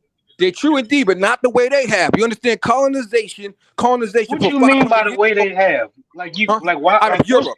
Okay, well, cool. Let me switch the pace up there. Okay, so I want to go. Let me give you some ground, right? Let's assume that nobody. Hold on. Get my channel bubbling, nigga. Let's assume that nobody else was colonists other than white people, which is untrue, right? Okay, that was last year. So now, what are you getting at by saying that white people were colonists? Yeah, man, I ain't gonna get what I'm trying to say. Oh, I ain't doing that, but the show with you is good for me. All right, so you remember history. May not be good for you. So you look in history, you get your points where you get to what they call the discovery age, right? Where they teaching you, where's everybody at though? Places, right? I'm in there, so ain't nobody. I'm waiting niggas to come in. So that's not real. It's not a real age. Brother Ghana. It's the age of Zoom. Yeah, that's the Zoom, right? Hey, Brother Ghana, excuse me. Can I say something to you? What's up? You right on point. So don't need to go. Listen, brother, why you have to interrupt, man? I'm just making a comment, man. Because let me tell you this right here. Let me say this to you guys, to the whole panel. The Moors went over to Europe and they taught. They didn't go over to Europe to colonize. Right. See, you got to understand people. And the Moors was Africans. Africans went over to Europe and colonized. They went over to Europe and taught. So I rest my case on that, man. Exactly. It's the difference in colonization and the practices of what they're doing when they get to where they get to. These people are going around enforcing rules and regulations that totally destroy your cultures. I mean, you can't write it down on paper and make it a law. I hate when y'all do this, yo. They take over the language. They take over your culture. They make you hate. I mean, look at colonization, how they explain how they do it. They will kill the parents. See, I hate when y'all do this. They raise the kids. They promote themselves as superior so that you would today be thinking, yeah, I see nothing wrong with it. They're just being friendly, going around. No, people are evil. Nobody say that. They're going around, they're spreading evil through their colonization. You sitting up here lying on me, dude. Why ain't not on you. I didn't say you. I never said you.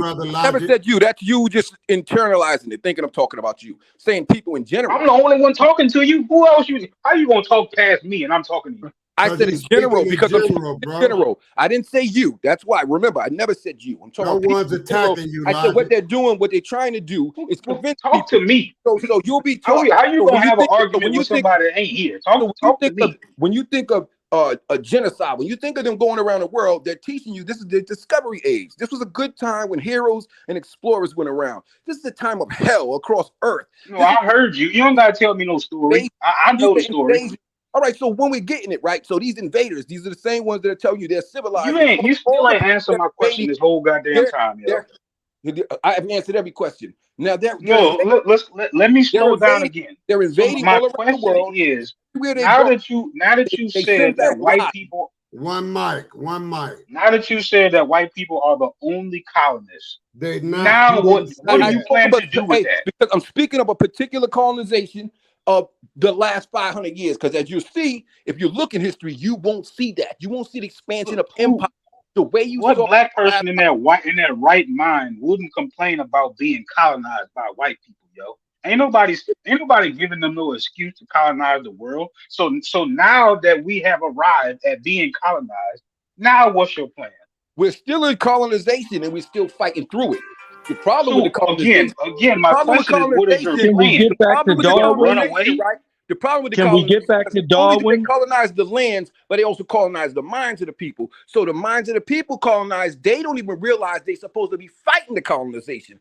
And how do you plan to fight them? I'm giving you all the cards here. What's your plan? Tell me what you plan to do. First and foremost, you fight by the mind. You have to realize that there is a problem, and you got to realize what the problem is. So the first fight is to try to get the people to understand that there is a legitimate problem, and we have to exactly put our eyes on the problem. The solution is a whole bunch of different things. Like when you have a football team. You got a football team, you got a bunch of different players. Some on offense, some on defense, some run, some catch, some block, some throw.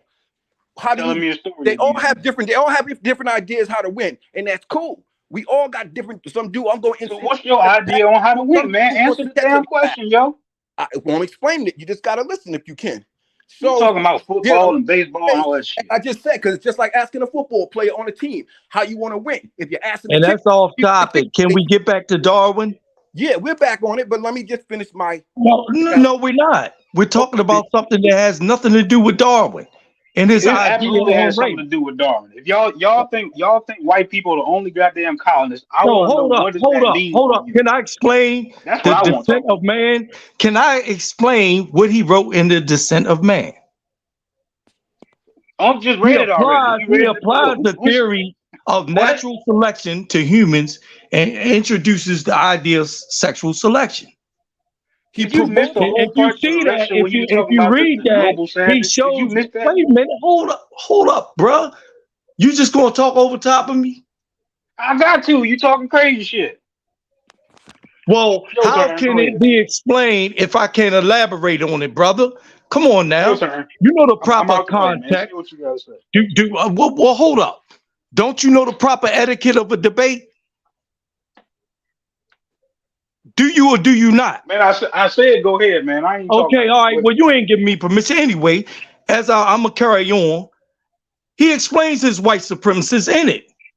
In the book, he describes Australians, Mongolians, Africans, Indians, South Americans, Polynesians, and even Eskimos as savages. The distinction is made between white and all these other people. Now I'm finished because y'all just want to babble about playing baseball. I'm gonna let y'all finish. You couldn't understand, right? So I'll go back. So you couldn't understand the analogy, right? So once again, when a person asks that question, how do you win? When you go to a football team, you ask there about a lot of different players on the team with a lot of different positions that have a lot of different ideas on how to win. The problem is the ultimate goal is still to defeat the other team. So don't ask me because people ask a question looking for a one-word answer, looking for one answer to a solution that really takes a lot of different answers. And like you just said nothing. I said a whole lot. If you understood, depending on the position, what do you play? What position you play? How you want to win? So I'm a teacher. I'm in the mind of getting the minds of the people open and finding out what's going on, so you realize what the problem is, so that then you can attack the problem. That's one solution. There are a lot of different ways and areas that people are in that they will feel. As I said, one person may want to throw. Mr. Spin Doctor, you just took it out of the realm of the thought method and the ideology. See that etiquette talk you were just talking about? Try it. Of Charles Darwin. Why not? What was his mindset back then?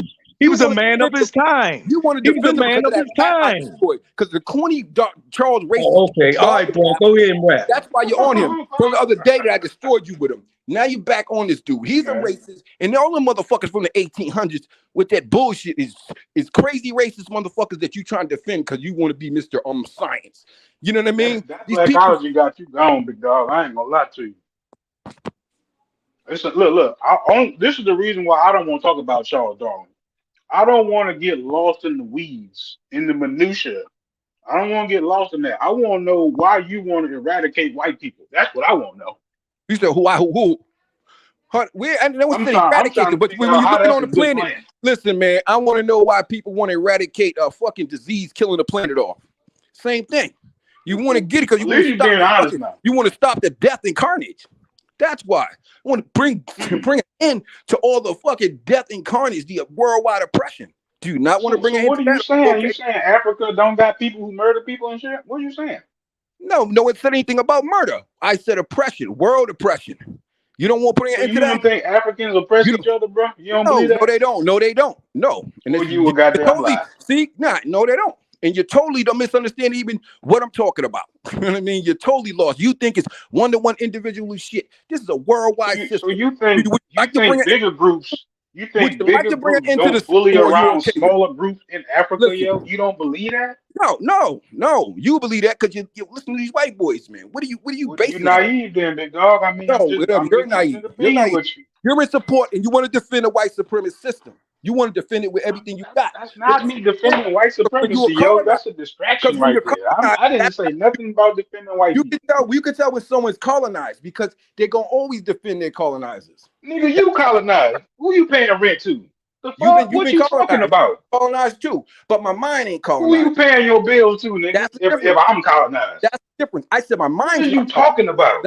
100. We all colonized. We all colonized and raised and taught and we indoctrinated. If you hate being colonized, nigga, stop paying your bills, man. So we are, right? We are. Stop giving your money away to white men. Those things aren't optional. I said in the mind. Your mind is colonized. You look at white people and you're not seeing what they do. Uncolonized your pocket too then. What's your mind? Are you not It's seeing what a they do? system, brother. It ain't no white person. It's not a white individual. It's a system. Hey, that ozone layer. Who destroyed that? See, what you saying? We talking about some real shit. You see how crazy the hell you gotta sound to try to get out of this shit, bro? Hey, the rainforest across the world. The rainforest, bro. Who can control your mind, bro? We talking the planet now. Okay, genocide on every continent. Who committed genocide on every single continent? Can you name a group of people? I'm not gonna lie to you, bro. On every inhabitable continent. If you truly believe somebody controlling your mind, on every inhabitable continent. I just asked you. If you really believe somebody in controlling your actions, I asked your black ass that question, but you'll not answer it. You don't want to admit what I just told you. You know who commits genocide on every planet, has been doing it, continues to do it, or so doing niggas in the hood don't kill each other. What are you talking about? That's not the same thing. That's not the same thing. Now you're looking at people oppressed in little situations and try to compare that to worldwide oppression. Oh, man, you trying to compare it to worldwide. Who commits genocide on everybody? I gotta let you run. Everybody chill out for a minute. Everybody chill out. Question. If you're a coward in the hey, Ghana, you done bulldoze the whole conversation. He riled up now, yo. No, I'm not. Chill out. Hey, bro, hold on. He won't answer. Hey, bro, hold on. Who commits genocide on every continent? Hold on, bro. You didn't bulldoze the whole conversation. Simple question. Out of context. I don't know where Ifa at. Ifa came in bulldozing. So calm down. Everybody calm down, bro. So the conversation ain't about colonizers and colonization. That's some shit we all know, bro. So I don't know why you led with that as if we saying that shit was cool. As if we say it didn't happen. As if we're saying we back that. We're talking about Charles Darwin right now, brother. So I don't know why you did all that. Like you know that he's a racist. Okay, that's fine. Listen, that's fine, yo. But just so you know, you wouldn't have known you came from Africa without him. Just so you know that. So don't use it no more. Don't say you from Africa. Listen, you're not the only one that said that. No, what are you crazy? You think he's the only one that said that? I'm not crazy. No, we've been saying that long before. Black person. Are you crazy? No, you don't even know. You don't know. Listen, man. Even Egypt, we knew that thousands of years ago that we came out of Africa. Lie. You're lying. Yes, we did. That's the truth. Why you, man? Listen, even Egypt. You say you study Egypt, then you know that Egyptians tell you we are even man originated. Come on, just shut the hell up. Man originated. We've known that for thousands. Hold on, everybody, chill. You got one more. Listen, we're not doing this. We're not doing the yellow shit where you talk loud and everybody else. I let that man get his thing off. Okay? The damn Egyptians didn't know they was on the continent of Africa.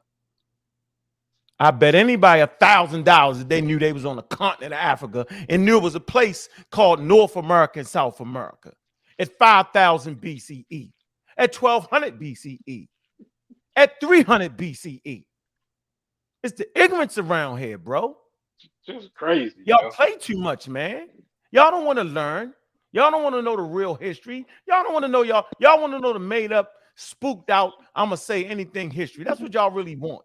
Y'all want to yell and scream and sound good. They say they come from the mountains of the moon, right? Bro, and the origin of man, Charles Darwin said, you did not realize I had you on mute, yo, the whole time, yo. Yeah, saying the same thing, basically. You saying took his medicine today, yo. The same in Africa. They got to shut up, man. Look, we ain't having a Negro conversation.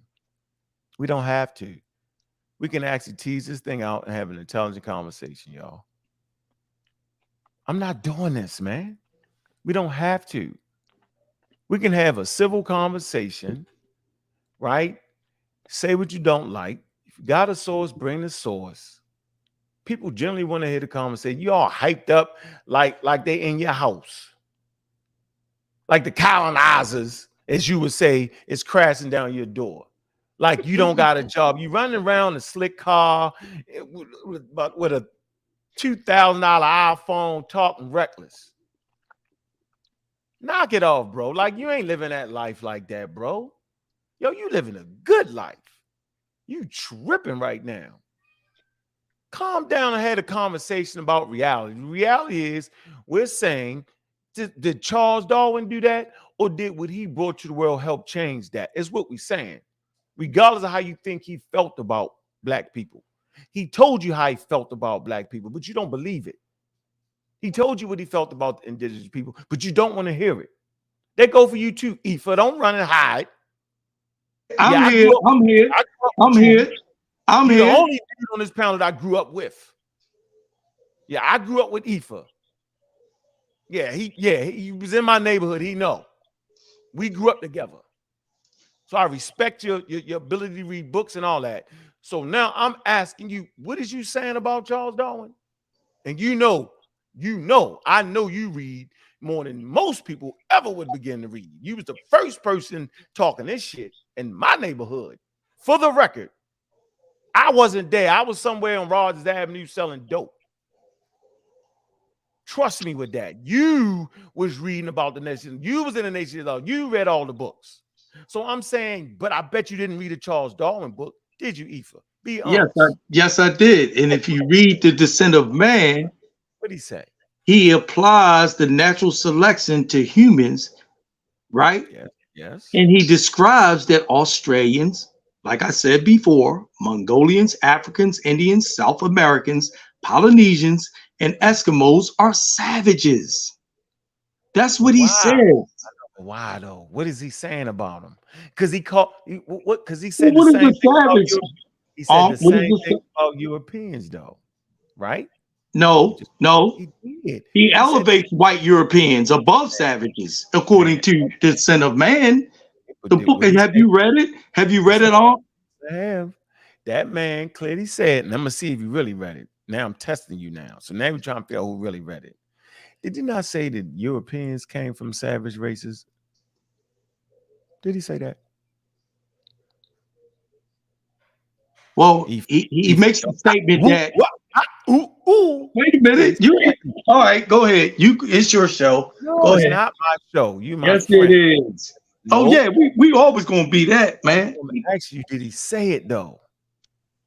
Yeah, if he said that means something. He said Europeans rose up against their savage progenitors. Yes, he did. Yes, he did. He said they rose against. What does that mean, yo? Yeah, I agree. I agree with Unc. I don't know what you talking about, bro. No, Ifa, what does that statement mean, yo? Seriously, this is important. This is a hell of a road right now. We right here in the sweet spot. What the hell was Darwin talking about? So he's justifying violently overtaking other cultures because it happened regularly throughout natural history. He was recognizing a reality fact that was going on. He was just recognizing that. No, that's what you're spending it into. No, I don't want to spend it. Let me go. Just let me say this real fast. He was, and he even offers a biological explanation for it. Hold on for a minute, bro. He was basically saying that humanity started in a premortal form, bro. I mean, you didn't start out with intercontinental ships, yo. That's what he was basically saying. That's what point he was making there. That over time it changed, right? Because he put the evolution on it. That they actually started to invent things and made civilization what he considered to be better. But they rose from where, yo? From primitive people. Is this not the truth? Yes, it is. Human beings did not pop up on Earth with clothes. They popped up in the raw, naked in the raw, naked in nature, bro. That's how humans started. I know y'all think they popped up with a Cadillac, or popped up with a Benz, or popped up with a gun shooting at the animals. I know y'all just think that with some gator shoes on. I know y'all think that somewhere along the line. I know y'all think that. I know in y'all mind somewhere right here, y'all think that human beings popped up with toilet paper. No, they had to have some shaman. No, they had to have some wipes. Can I ask you a question? No, we stand there for a minute. Then you can act. Let's just stay there for a minute, bro. Yeah, so why? Because it's going to persuade it. Okay. All right. No, Charles Darwin thought that all other civilizations that were civilized, pyramids and all that, he thought that was uncivilized. And he thought the nasty motherfuckers in Europe, he thought they were civilized. He said that's civilized. The people going around the world. Clown you doing? Yo, hey, Ghana, you're a clown, bro. You know why you're a clown? Because we're trying to have an intelligent conversation and you trying to get kicked out and you trying to get cussed out. You just trying to do it because you don't want to really have a conversation like me and Ephar's having. At least me and Ephar can come to a happy medium and understand what we're saying. You yelling to the top of your lungs. You're a buffoon. How could he think that was happening? Nut. How could he think that? Your name called a nut. You're a nut. And we get rid of nuts because nuts make me start getting loud. And I don't want to do that. I want to have a conversation so we can learn something. So go ahead, Ephar. What's your point? I made my point. Right, about how they was actually talking about savage really meant simple, primitive, right? And I can pull the definition back up when it talks about how that means you was uncultivated by European civilization, like you hadn't learned to lie, cheat, and steal. See, that's what they was. That's what he was saying. They was very, when he ran across these people, yo, they weren't trying to kill him. They was being nice to Charles Darwin. He was like, man. And then he realized he could teach them their language, and they was just as sharp as him. That's what Charles Darwin got out of 5 years. He didn't get what this guy got out of it. He didn't get what most Europeans got out of it, sitting in their house talking wild and reckless. See, he was a scientist. He did something different. So what you saying now, Ephar? Yeah, he got it. He stands on that big one. Wait a minute. Okay. No, you gotta let him go. Come on, Gullah. Go ahead, Ephar. So science, if you're dealing with science, yeah, there are no races of people. Okay, we can settle that right here and there. But Darwin's theory claims that Africans and Australians are more closely related to apes than Europeans are. That's what he said. And we understand that we are great apes, right? We all got that understanding, right? We know this. He's saying he's actually not saying what you think he's saying. What he's actually saying is, so what is he saying? He's saying that human beings, period, are related to apes. And since humans started in Africa, then in Africa they're more related to the anthropomorphic apes, bro. That's all he's saying. I'm telling you, that's what he's saying. That's why they still say it today. Did he actually say that? Or are you paraphrasing what he said? Pull it up, bro. Like it's right here. Pull it up so I can see, and then I'll shut up. Yeah, you know you going. You know that's how we came up, man. Look that shit up. There you go. You know how it go. Hey, Eve, I was trying to tell you, we ain't had no arguments in my neighborhood without somebody. We always hung around smart people, brother. Yeah, yo, I thought it was me when I came on the scene. I'm like, yo, is it me? Yo, I grew up like this, arguing about that. What book you reading? I was like, what? Yup. Damn. When I came around here and realized people was just wild like that, I was like, man, I wasn't even raised like that. I don't know what the hell they talking about, yo. Well, see, in today you got social media, and so there's a lot of misinformation being, proselytized through that medium. Man. And that's where the problem starts. Okay, so we're all trying to get the right information at the end of the day. But I'm gonna stand on my side. Charles Darwin was a man of his time. I agree. So his language, the words he was influenced by Eurocentralism to a degree. That's all I'm saying. And I'm gonna back out, and I ain't gonna say no more. I'm finished. No, don't run like that. You know we don't do no. Why I gotta run? Now I'm running. Don't run, yo, because I'm gonna find it, yo. We won't fit. I gotta see. Shit. Goodness gracious, man. Hold on. Somebody else say something while I look for this, man. Where y'all at, man? Don't everybody quiet now. Who want to add something? Oh shit, I didn't know I was. I thought I was. Yo, Ether, I want to ask you some questions, though. All right, what you want to add? Yo, so what do you think about Darwin? Hold on, you go next, Kim, because I already know what side you on. You're on the ridiculous moronic side at this point. So I already know what you're gonna say. You're gonna say something like create something. You ain't even in the ballpark of reality of what we's doing. You don't even think Charles Darwin is real. But go ahead, Logic. So Ether, right? So from my understanding, the conclusion of this book would have the reader to see that Charles Darwin was making a case for these quote unquote savage people that had the same type of intelligence that other people had. Is that incorrect? Or is that correct?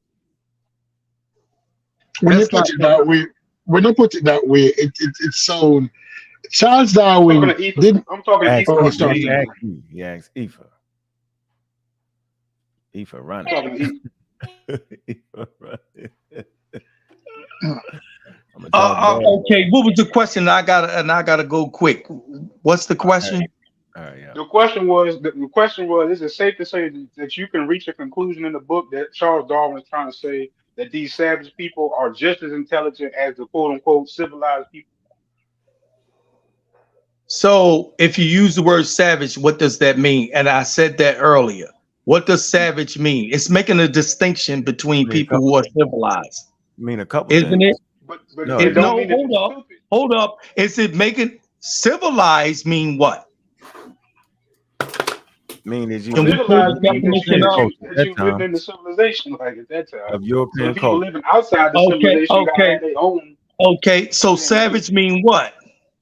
Savage mean that you was nice. And one okay. Good job. Y'all doing a great job. Listen, I got to get out of here. I ain't going to debate all day. So look. I'm not going there with y'all. Because what you're doing, you're doing the red herring. You're doing the red herring, right? That's what you're doing. What? No, I'm being serious all day. If I get what you're saying. How can the book be about how smart the savage people are, and then say that they speak at the same time? So savage means the same as what? Civilized? It can mean more than one thing. No. Let's deal with it. Does savage mean the same as civilized? No. Okay, goodbye. Are you about to sit up here and say everybody in the civilization is smart? Would you say that? I'm gonna do it. Hold on, wait. I'm gonna do this. Let's just. All civilized people intelligent? Hell no. Where you at, Aoife? Hold on, Aoife. He ran. Is you gone? Is Aoife gone? He got up out of there. Well, yeah. That's why I saved the definitions again for all y'all wilding out. In 1828, we want to talk about what it meant. Well, I don't want to talk about what it means right now.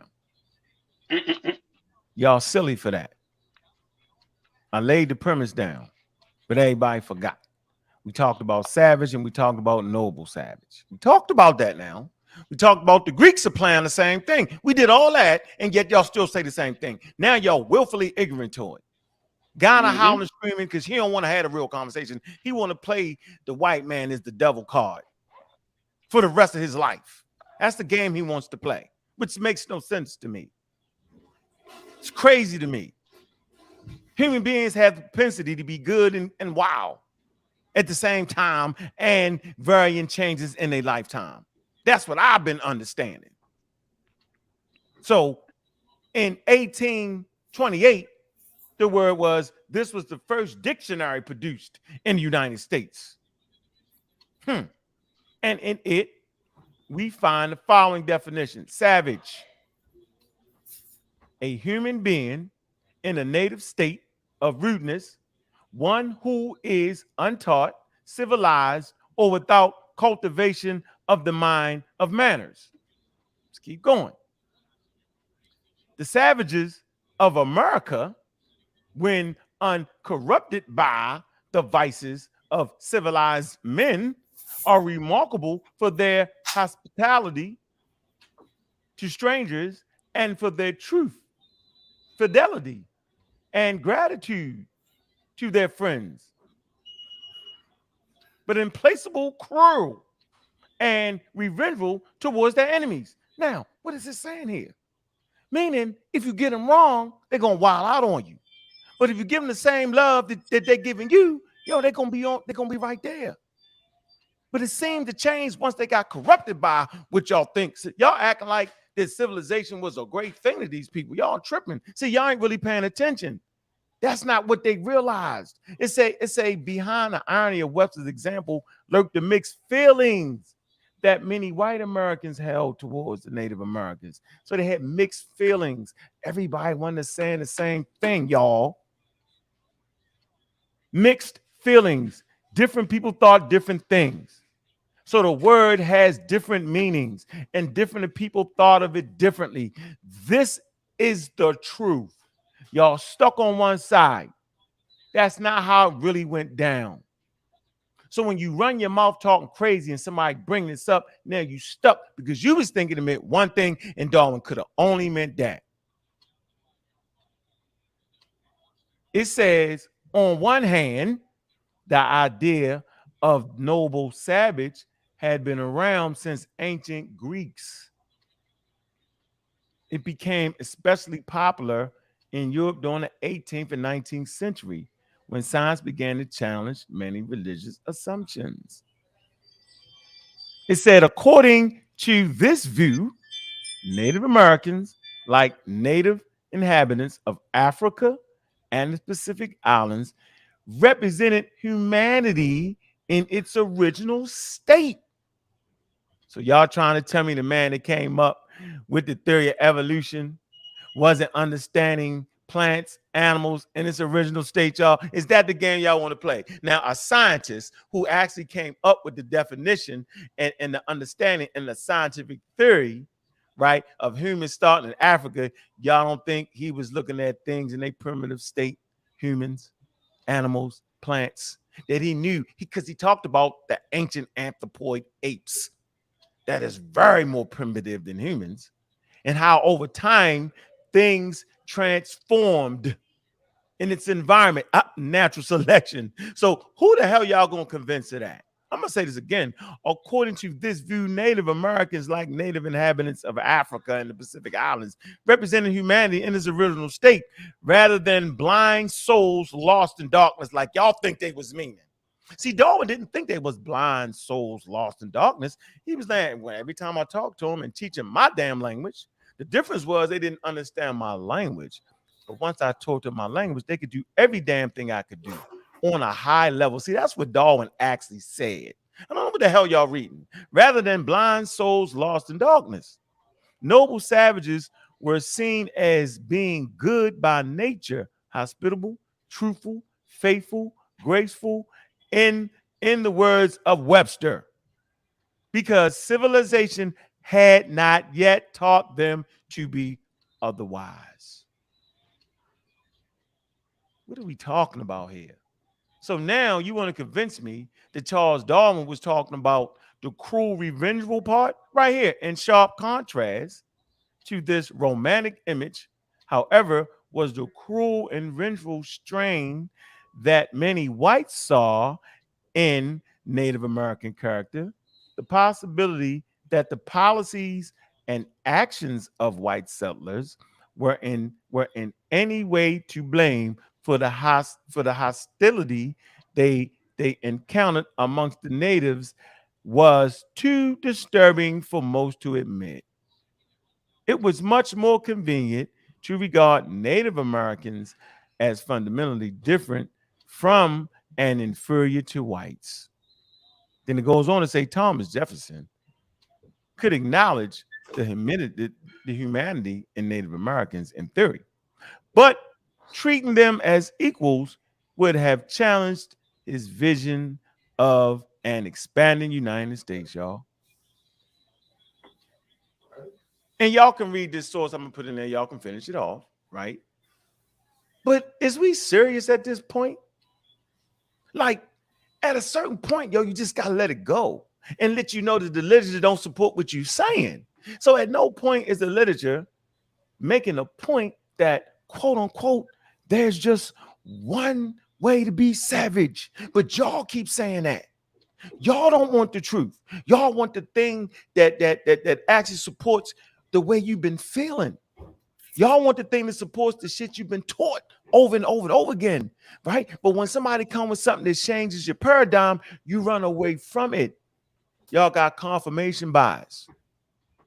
So the point that needs to be made with Charles Darwin, what definition would he have adhered to?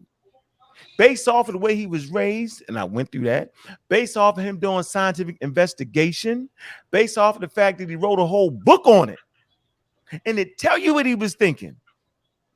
He understood that, one, after his research, that it was easy for him to have monogenes for humanity.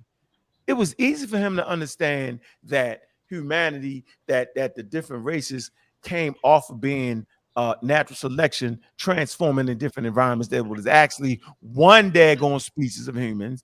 You just looking at modifications when you see different characteristics, that it all came from the same space, from Africa. Don't do that. Don't do that no more. You heard what I said. Can I? You that. Oh, can I? What up? Can I say something? Y'all can definitely when my talk. time comes. Absolutely. All right. I am in 100% agreement with Brother Ong, which really is happening. really happening. But I'm in 100%. Many persons are overlooking this. When they study history, they study the individual and not also the time in which he existed. Right? Darwin came from the Victorian period. The Victorian period in England was like this period, this awakening, when all of a sudden these noble people decide to listen. We're going to start working on public health. We're going to start working on charitable organization. We're going to start instilling different kind of rules in society. And if other people we encounter do not do the same thing, it is our burden now, Rudolph Kipling poem, The White Man Burden, to go out there and civilize them because they are not doing what we are doing. It was a part of the natural lexicon. It did not make Charles Darwin a racist, a man who said everybody is the same thing, and the differences that we have are superficial. I'm just paraphrasing here. That's what Charles Darwin says, you know. One human species, and the difference is the color and the shape of the nose and the hair is superficial. A man who says that cannot be racist. His lexicon might not be the best, the use of language, but from the time he came to Victoria era, and people need to go and look up on the Victoria era. It's called Victorian era because Queen Victoria sent our kids all over the world and were ruling all over the world for our kids. And the dress and the fashion and the building was of her style. She was the one who was instilling the taste of the colonies and most of the world. Even in America, the building took on Victoria era style. How people serve, how people dress, how people dance. It was a Victoria era style. And if you did not follow this style, you were less than. But anyway, let me shut my ass because I agree with you 100%. Enjoy the battle. I love seeing you fight. Continue. Thank you. Somebody else want to add something? Well, I can kind of agree with you, Unc. Because I got Darwin's Origin of Species, 1908 version, I think it is. And he talks about how he believed that language determined how certain species would evolve, or like, let's say if someone couldn't speak a good language, they may be sub to someone who had a better language system. So I can see how Darwin wasn't racist or nothing like that, because a lot of stuff he break down in his book, he talks about, because he was fascinated when he sailed around South America, I think, about seeing all these new things. So he was actually fascinated and couldn't believe a lot of stuff he saw. So, but I don't think he was a racist or nothing like that, because just the way he break down different stuff in the book. So we can come right here to the daggone thing, right? Y'all can see it right here. The summary of Darwin's theory. Every species is fertile enough that if all offspring survive to reproduce, the population will grow. That's a fact, y'all. Despite periodic fluctuation, population remained roughly the same size. It's a fact. Resources such as food are limited and are relatively stable over time. Fact. The struggle for survival, this is where everybody mess it up, ensues. That's inference. You gotta know what the struggle for survival is.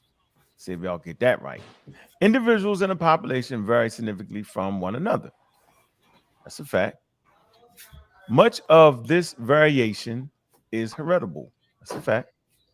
It say individuals less suited to the environment are less likely to survive and less likely to reproduce. Individuals more suited to the environment are more likely to survive and more likely to reproduce and leave their heritable traits to future generations, which produce the processes of natural selection. That's a fact. So y'all thinking that survival of the fittest is like survival of the strongest and the mightiest. No, it's the survival of the fit genes, because you can have the greatest warrior class ever and they get hit by a daggone virus and their genes ain't fit to survive that and they done. This has been history on the planet Earth. You look at the Roman Empire, yo, they went to the Gulfs, right? It's called the plague of Justinian.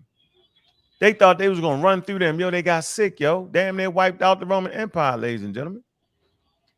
They was definitely had a better fighting force than them, but it was the pathogen. Look what happened on the other side. Look what happened to the Native Americans, yo. Had millions of people, yo. They was a formidable opponent for the Europeans. Y'all think the Europeans just ran up in quote unquote America and was them dudes. You think Cortez and them like wiped them out? No, they beat the shit out of Cortez and them, yo. Cortez couldn't do nothing with them. It was the infection disease that wiped out the Native Americans. Yo. It was definitely more suited to beat the Europeans. The Europeans had the one shotgun, pow, and then you got loaded up. Yeah, they was on their heads. Y'all got this all twisted, yo. Y'all certainly ain't really, y'all listening to people instead of doing your own investigation with real reliable sources. That's how the Native American population got decimated. It didn't get decimated because the Europeans was better than them. And all that, our civilization is better. It wasn't that, dog. Obviously, it wasn't. I told you, y'all act like they wasn't starving. They was. So whatever civilization they had when they came over here, the winners in Maryland damn near wiped them out. How slick they thought their civilization was, it wasn't fit for Native America. Obviously, they was done. Well, I think we showed them a lot about traditions and how to survive through the winter times, and that's how they took over, man. We was too open arms with them, and but they didn't wipe us out because we still here. We just live in black towns now, predominantly. I like that. Who is the we? Explain that, please. Who is the we? Whoever the so-called Negro, the so-called American Negro. We was these natives because, like, when you read a book called The History of the United States, it tells you how. Not the show for that. No, this is not the show. We're doing Darwin today. We're doing Darwin today. Yeah, you can't witness against Darwin, yo. If you pull up, listen. This why it's wild. Look, this is why it's wild. Y'all see this? Y'all see this, right? Yeah. This is the recent African origin of humans. Then you come here. Let's come here. Let's come to Charles Darwin part. Look. I said this. I'm just redoing it again. The history of the damn theory. Classical anthropology, right? There you go. Cladistic relationship of humans with the African apes was suggested by Charles Darwin after studying behavior of African apes, one of which was displayed in the London Zoo. Okay? He talked about humans starting in Africa first. Simple as that. Not in America. Now, if you got a out of America theory, then pull it up. And we can have an intelligent right now. It's a wow, uneven conversation when you can say anything you want to say. Hopefully, you say something to get me mad, and then I mess it up. The Guadalupe woman. I think it's called a Guadalupe. They found a Native American in I think it was in pure granite or limestone in South America, and they said they dated to like 175,000, 170. I think 175,000 years. Okay, they still done by another 175,000. So what? You still down 175,000. Well, I could be Although off I know the that's number, not the case. Although I know I can listen, that's not the case. But I'm just saying, I'm gonna give you 175,000 in America. I think it's more than that because you just got to look at it. It's called a Guadalupe woman. It's called a Guadalupe woman or something. No. And because of this find, they got to reset Darwin's theory. But you can just check it out. I'm not making that up. Made that up, Bill. Okay, so if they reset it, then what? Reset it to what? No, they saying that's what they think they might have to do. It's called a Guadalupe woman, I think. And they found this mummy in granite. No, bro, it's out there. It's not out there. You out there. You're out there. Nah, man, it's a fact. I mean, you know me. Everything I bring, you can look it up. You're out there, bro. Trust me. I know you out there, yo. I'm waking up 6 o'clock in the morning, yo, making sure it ain't out there. Because if it's out there, I'm gonna make sure. Okay, cool. Because look, check this out. Can you see my camera's on, right? Okay, you see what book this is? Hold up. What's the origin of the species? Okay, yeah, you doing that right, but then you somewhere else and you dive somewhere else. So, Look for the same type of book on what you're talking about would be helpful. Well, I think it is because you said any Native American showing that something older, and the Guadalupe, I think it's called a Guadalupe woman. I can't remember the exact name, but because of this mummy, they want to reset the date of what Darwin was talking about. That's all. A mummy, 170,000-year-old mummy. Well, yeah, you got it. It's called a I think it's called a Guadalupe woman. I might be quoting. I know it's called Guadalupe. That's the name.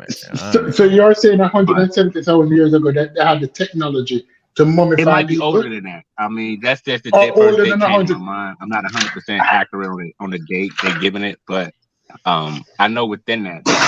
Okay, listen to the question I'm asking. Listen to the question I'm asking. Please. Rethink Darwin's theory of evolution. Please listen to the question I'm asking. Are you saying that 170,000 years ago, people in America had the technology to mummify their dead? Are you saying that? Well, I think it's actually older than 175,000 years, but just look it up. Don't take my word for face value. Just look up the Guadalupe mummy or the Guadalupe woman. This was a scientific documentary this was on. They were saying they might have to rethink the theory of evolution. Yes. But just check it out. Don't take my word for face value. You didn't actually see that. You didn't see that. You thought you saw that, but you didn't see that. And let me explain to you how it goes in science. Most people don't know this. So a lot of times it's called out of place artifacts. So maybe, just maybe, let's just say they did find a Guadalupe woman in the strata that's about 175,000 years. Let's just say that. Now, that's not enough. And this is why it's not enough. Because just because you think you found the woman in North America in 175,000 year strata, now we need to find where the tools at. How many tools do we find at 175,000 years in North America? So if all they find is that one body at 175,000, you know what they realize? That it fell into that time period. That it actually is not that time period. Because human beings at 175,000 years definitely had stone tool implements. So you're basically saying that in North America, the population was in a stone age, which dates back to 175,000, old stone age, bro. That's what you're basically saying. So then where the hell is the stone age tools at? And if they don't find any stone age tools at 175,000 year strata, and they only found one body at 105, they understand that it actually fell into that space, bro. See, I'm on my game with this because you know why? Because I take time to read, bro. No, I'm not a scientist, but I enjoy reading about archaeology. So no, the one lady's not going to happen. And then why is it just one lady? It shouldn't just be one lady. It should be a lady, a male, something else, a kid, a baby, a foot, a toe. Why just one lady? Because that's not Well, how it that's is in my Africa. same argument. That's That's not my an same argument about Lucy and all these other things. Why just one? Because it's not just one. That's the point. They got tools. They got tools. I'm talking So about they know bodies. who, I know they got they tools. don't I'm talking need. about bodies. If you got tools, who the hell you think made the Martians? If you find a car, yo, don't you think somebody drove it there, yo? Yeah. Come on, yo. That's what I'm saying. They found tools at 3 million years, yo, in Kenya, yo. So something had to make it. They know Homo sapiens ain't at that time period. What's going on? Suntan, what's due? All right, peace to you, man. Beautiful, man. You're right on point, and I love it. So I shot you a little something over there. Keep up the good work, man. All right. Hey, man, thanks for the love, man. I'm just saying, man, you talking shit that makes sense. So if it don't make sense, then it not 9 times out of 10, it ain't real. All these people with so many ideals. That's not true. If it don't make sense, hey, a lot of times that's it make what dollars. you say. See, I'm not going to If it don't make sense, a lot of times it make dollars. No, see, I ain't see you talking about something else, bro. And peace to you. I'm not attacking you. All right. Big up Santan. Big up my big brother. Yes. Peace to you, stupid. I'm out of here, y'all. All right, like man. I appreciate you, man. Y'all keep it up. Keep it up, brother. All right, man. All right, so we're here again, man. We're gonna do this thing one more time, man. Y'all know what it is. Welcome to the big leagues, yo. Hey, yo, What's up? What's up? I don't know. I forgot to tell you, but you know, on the HOK and on Sonetta Studios, I don't let people up with their camera off, bro. They got y'all got to put y'all they got to show their face. Yeah, if y'all they're in scared to trouble. come on, then I don't let them on, bro. And I mean, you didn't know that, so you know I'm not upset with you, but you just didn't know that. No, I don't got to lie. I know that. I knew that, but I know all of them. But I want to hear about the rules. Yeah, I knew that though. Yeah, they got to turn on cameras, man. All right, let me I don't like my joint looking like all the others channels with hiding and all this craziness. I got you. You don't need to be on if you're scared, if you're hiding, because you know who we are. We need to know who we talking to. Well, you know, I know Stu Peas, I know Kemet, I know American Dream, I know American Dream. You about to die, yo. You done. Yeah, but I don't know these guys, man. So all right, it is what it is, yo. Yeah, man, they got to show their ass, show their face, man. All right, I got you. Well, y'all heard them, man. Put the cameras on, man. So, but my camera not going to work because I'm going to drive now. Smoking a black amount, yo. Of course, with my fat self. Yeah, with my old make looking self. Yeah. Fix the camera. Yeah, you know how I go, man. Yeah, I know you ain't got no camera. You Superheroes don't reveal ourselves, You know how that go. I know how. Hey, So I'm out of here, bro. I'm gonna put my camera on one time because the women in my house like to be comfortable, bro. You know what I'm saying? Yeah, but you done. You got everybody got all the rules and excuses. Yeah, man. I'm gonna holler at you, Thanks for letting me in, though. All right, yo, it's all good, man.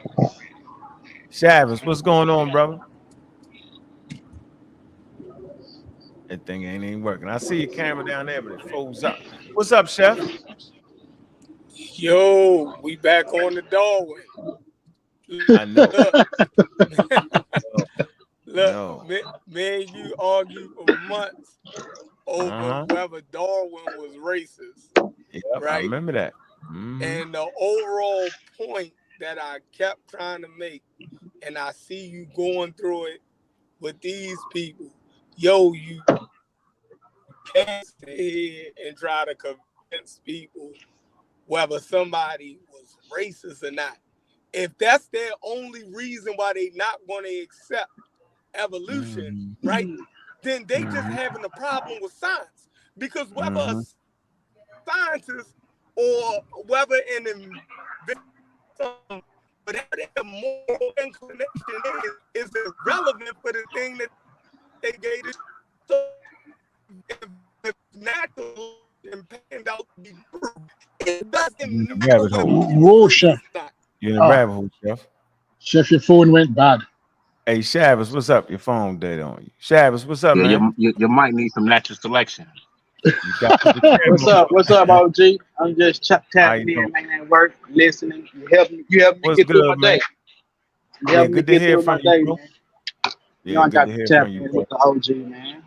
Yeah, I appreciate that's love right there, yo. Good looking, bro. Appreciate you, man. Shout out to your team, man, all the way, bro. I'll be by side. I'm talking about Awesome Warrior. Yeah, I'm just sitting back, listening, man. Just sitting Okay. back. All right. We'll put you back in the. All right. Okay. So where you at, Logic? I know you ain't got no camera, Logic. You need a camera, Logic. I mean, I got one. I see just you. be chilling, man. Got the shade. You got to put the camera on though, yo. That's the I rule. just be chilling, man. we're about to get up out the house in a minute, so I'm just out All there right. ready. That's the rule. Big up Logic. Man, what's up, Stu P? Yeah, I'm here. Gotta put that camera on, yo. Wagwan. Now when I go I'm streaming there, tonight, y'all don't gotta put the camera on, yo. I know you about to You're going on tonight, don't? Down, put the yeah, I'm going live in a minute, yeah. Yeah, I'm cleaning up, man. So I got my phone now, but I put it on. It's gonna show the ceiling, but I'm cleaning up while I'm talking. Y'all worse than criminals, y'all. Always got an excuse on why you don't want to Are follow you them. I'm self-conscious. I don't want y'all looking at me like Hey, that. Sue Tech, where you at? What up, man? What up? What's going on, bro? I ain't seen you in a while. That was you? Shit. Yeah. That was me. I ain't want to just, you know what I mean? I ain't know the etiquette over here, so, you know, I ain't want to just bust out and interrupt niggas. You know you can bust You know what I'm out, saying? man. What's up? And you need to put the camera on, Sue Tech. Good to hear from you, bro. Good to hear from you, bro. That's real. Yeah, man. No problem, man. I just wanted to say, though, I think it's a fundamental misunderstanding it's a fundamental misunderstanding in the context that's meant behind some of these words, and these brothers sometimes don't understand, which it is understandable because we're using these words in the colloquial sense. But once you have been told and shown, it then becomes pseudo. You fall to the bias of belief persistence or belief perseverance. I'm dealing with the same thing with these anti-evolutionists. They use words like theory. They use words like observe. They use words like microevolution, macroevolution, and don't have no idea what these words mean and refuse to look them up. Like, for example, you can't observe evolution. So what they want us to show is a species of animal being locked in a room and cameras set all up, and you have somebody 24/7 watching this organism evolve into a completely different organism, bro. That it don't work. That's not evolution, bro. You're not gonna find a rat giving birth to a squirrel. It don't work like that. That's, You know what I'm saying? that's a So good point. A quacker duck. when you say observe, when you observe in science, we talking about the senses. Can you see this? Can you hear this? Can you smell this? Et cetera, et cetera. So the problem is these brothers are using these terms that they feel like they know the definition for, but in the context of the conversation, you don't. You obviously don't. And it just becomes disingenuous at a point when you refuse to accept the context of some of these words. That's a fact, yo, because it's a whole different language in science. I'm trying to tell them. It's a different language. So what the brother saying, macrobiology is irrelevant. That's what you're saying when I bring up macrobiology, those things are Put the irrelevant. camera I on. don't Put know the what I'm camera talking on, about. Dom. You keep taking the camera off, and Dom. You keep trying to break the rules, yo. It's camera on. Hey, that's exactly. I'm feeling what he's saying. That's exactly why in a lot of these conversations, I don't want you to spend 10 minutes telling me what you think about the article or whatever that was. Because you ain't gonna do nothing but spin it in the direction you want to spin it. I want to know what what you plan on doing about whatever the hell it is you're talking about, right? See, like old boy, like if so if Ethan was still on here, right? I would love to ask him of what use it is to him, right? To qualify Darwin as a racist. For Right, him to have such an extreme definition of what a savage is, right? Or whatever. So now what? So now that if I'm gonna give you that much ground and now I'm gonna give it to you, what does that mean? Like, what does that ultimately do for your much larger conclusion that you have to be trying to make, right? Like, you can't Correct. just be like, that's what I want to know. You get what I'm saying? I want to know, what's the real thing that you trying to say here? That's what he For said. Kind of me, touches on that, real. for me, yo, if you took if you was a racist and you captured the slave ship and took us all back home and said, man, I'm apologizing for my people, yo, but you're a racist. Do you think I'm mad at you? Nope. At that point, yo, whatever races you had, it didn't stop you from doing the right thing. So now you want me to qualify people's character. You can only base a person's character off of what they actually do. On some real shit, it ain't even what they say out their mouth. So what he actually did was he went against the established racism of the day. That's what he actually did. He came up with a scientific theory and he made a prediction, right? That's what he actually did. Simple as that. He actually participated in a religion that said all humans was created equal, monogenous. He actually did that. He actually lived in a household, right, with both his grandfathers on two different sides that was abolitionists. That's what he actually married a woman whose father made a seal saying, I'm your brother, talking about black people, black man. That's what he actually did in his life. Now, the other stuff, y'all either mad at evolution or y'all just wilding out. So I don't know about that. Like I'm saying in his life, the way he lived said total opposite of it. So when we got to make a choice on what he was talking about with that daggone word, because that word clearly can mean a couple things. What do you think he meant by that word? Knowing who we know about him when he traveled abroad, did what most people ain't circumnavigated the globe and got a chance to deal with different people. So at a certain point, you're gonna realize that, man, that these people ain't no different than me. At a certain point, you're gonna get that. You can't deny it. It helped his theory. His actual theory shows and proves, right, that human beings are fundamentally the same, just diversified. It's called natural selection. Like, why would you have lighter skin? Because nature selected you in this environment based off natural selection. You are afforded to allow more sunlight in, which would give you more valuable offspring. So he said everybody come from Africa, though. So he know if everybody came from Africa, that everybody else was fundamentally Africans. Which y'all thought he lost that? Let me get this straight. If he says that humans started in Africa, then he understood that all humans started from Africa. He's a monogenous. Remember that? Y'all just follow. And the wild part about it is, if I wanted to get slick, I could just pull up all the documents of religious people saying he was this, he was that. The people that claimed that he was trying to make us animals. Oh, he was racist. He said humans came from monkeys and all that stuff. He never said that. So go ahead, Chef. What was you saying? Oh, yeah. I was saying, man, you argue for months over whether Darwin was racist, right?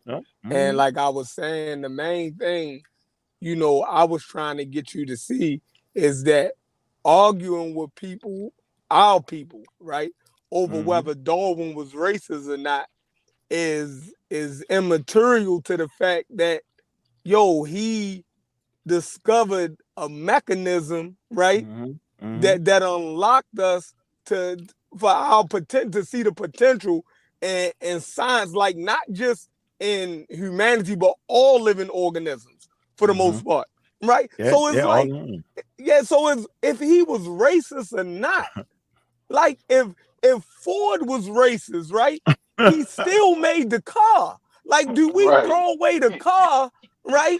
That's our best mode of transportation because the motherfucker who invented it, the person who invented it was racist. You feel me? Like, that's crazy. So it's like the people that you'll never convince them.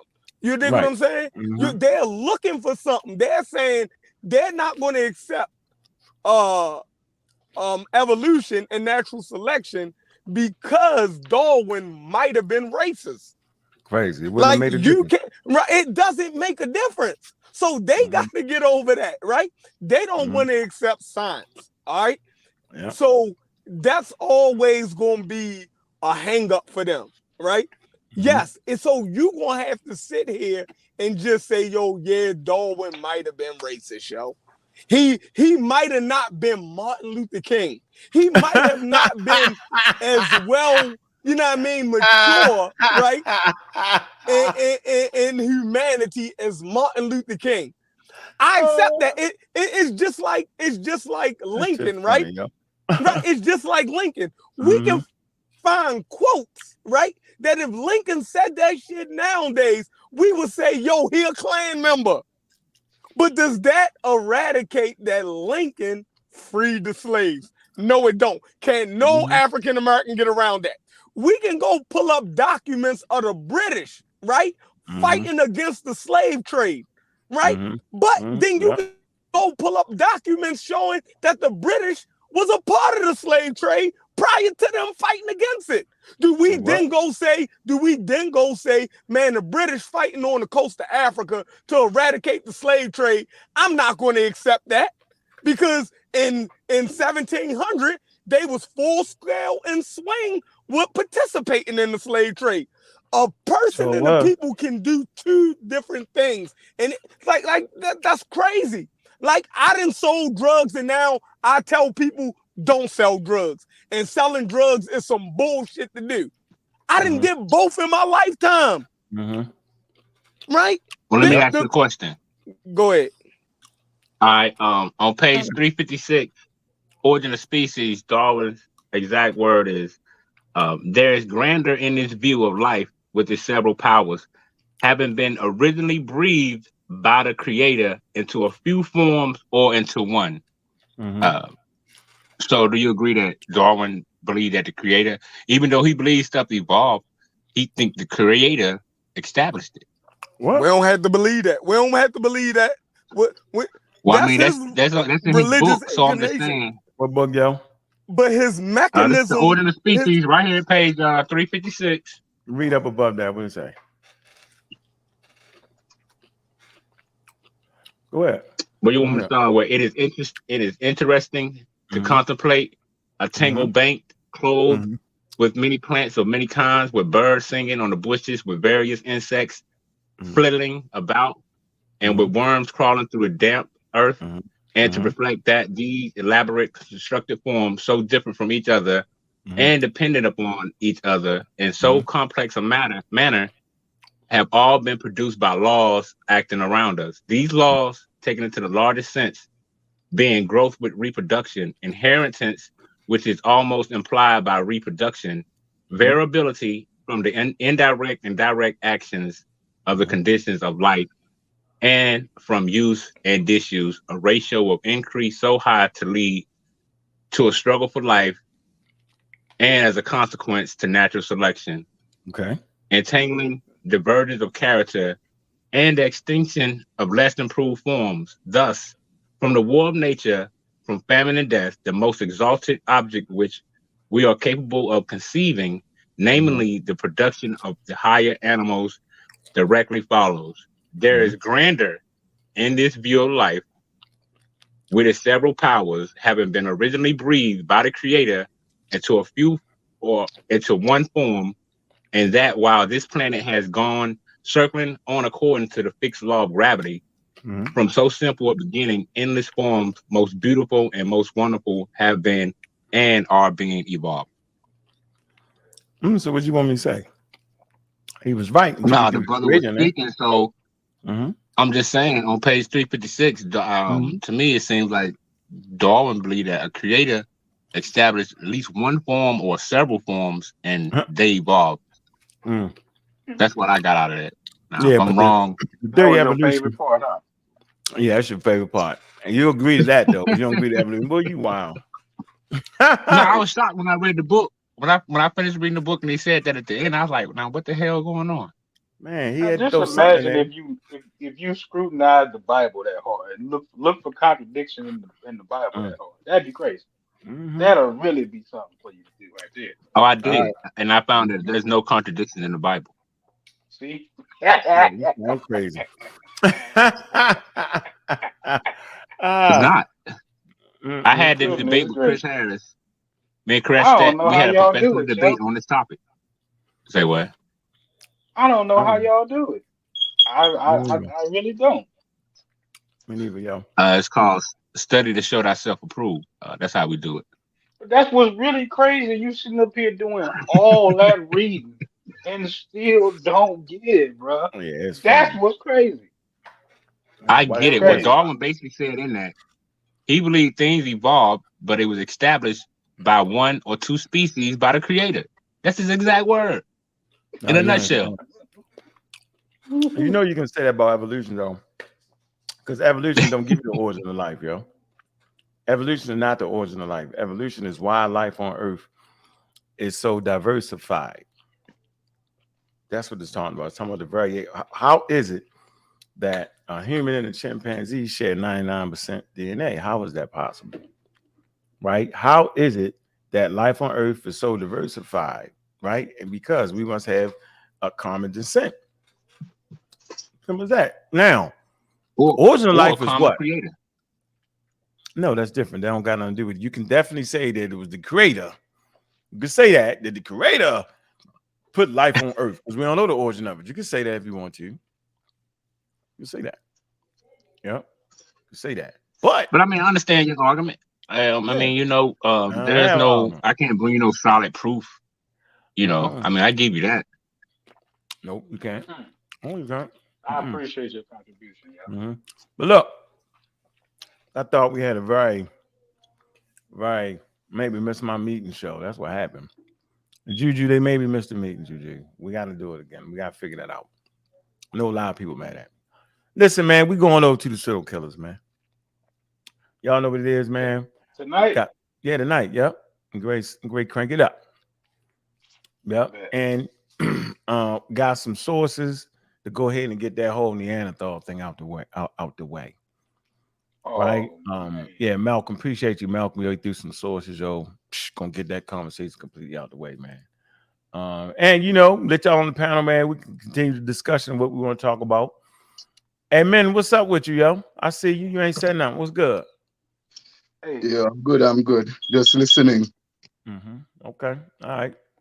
What's going on the pseudo killer tonight? Oh, we're gonna talk about I think it's a mischaracterization of humans and an encroachment of not the word encroachment. What's the word I want to use? With integration into the human Homo sapiens sapien genes from Neanderthal. What does that actually mean? Okay. Right. You got any special speaker, any special guests coming on? Nope. James. Yeah, we got one coming. Oh, is James gonna come on? Oh, you know he gonna come on. As soon as he smells Neanderthal, he pulling up. Guaranteed. Can you please get to the bottom of that for me? Like find out what does he really trying to say? So it took us 2 years to actually get out. What was it that they got different species walking around it took amongst 2 years, boy. Man, please find out what is he really trying to say, man. So now that they got two species, what you want? Kill one with your bare hands? That's what I think he want to do. Strangle one of them to death. Last comment. It say, why would an ape evolve into a human that then need to kill animals for fur to get warm again? I don't know, what the hell are you talking about? What the hell was that? Gideon Block, what's up? Question. That was I think they're asking why human didn't evolve with like fur. I think that's what they're trying to ask. Early humans did have fur. What are you talking about? Did have fur. We got fur now. Y'all just don't understand it. Everybody on this chat got fur. We just appease you by saying hair, but it's actually fur, ladies and gentlemen. You just have a less dense form of it. You're covered in fur right now. You think I'm lying? Take your ass to the mirror and look real close. No, I'm gonna give you a better one, Unc. Put on some shades and look to the corner of the shades in the light and tell me what y'all see. Y'all gonna think y'all real monkeys then. I tell them, yo, put up a chimpanzee picture, a big chimpanzee, and put up an elephant picture, yo, and then you're gonna see it. You're like, oh. Hey, tell him how you beat up that nigga this morning. Oh man, who you talking? Oh man, I don't know how you made him concede, bro. Which one? We talking about James. Oh yeah, James. Yeah. See, they missed that this morning. Yeah, we was up to like 3-4 o'clock in the morning. Yeah, go back and look at the download. Yeah. People act like I'm new with the conversation, though. First of all, I got the foundation of the conversations I'm talking about, and then I keep the upgrade. So when people diving out the window for the conversation, they already said everything I know they're gonna say. So I already got the answers for it. So sometimes I let you live to make it to another show. It's like an adventure. You know what I'm saying? Another episode. Can you make it to the next episode? Yeah, keep the suspense going. Right. Come on, man. All right, but look, we go ahead and get on. You going live right now? Yep, in about 10 minutes. Yep, get it together, yo. All right, we're going pseudo killers on there. Pseudo killers. Yeah. At the movies, yo. We got them, yo. Look, man, you know I appreciate everybody coming through, man. It's a whole lot of people in the chat, man. We had a good crowd, yo. We've been going for 3 hours. That's a long time in our time, man. So I appreciate everybody coming through, man. Make sure y'all go ahead and support that debate, yo. That debate is coming on, man. It's definitely going down. Y'all know it is, man. That's Christina and Sister Nepal, man. It's definitely going down, man. Make sure, get them tickets. $25, man, June 24th. Welcome to the big leagues, man. So we about to go ahead and head on over to the pseudo killers, man, because that's where we at. That's how we doing it, man.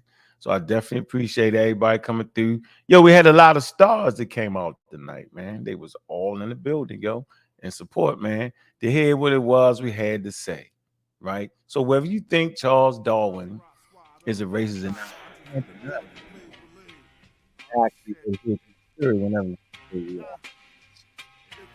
simple as that, man. So look, man, a lot of stars was out tonight, man. He was all in the building, man.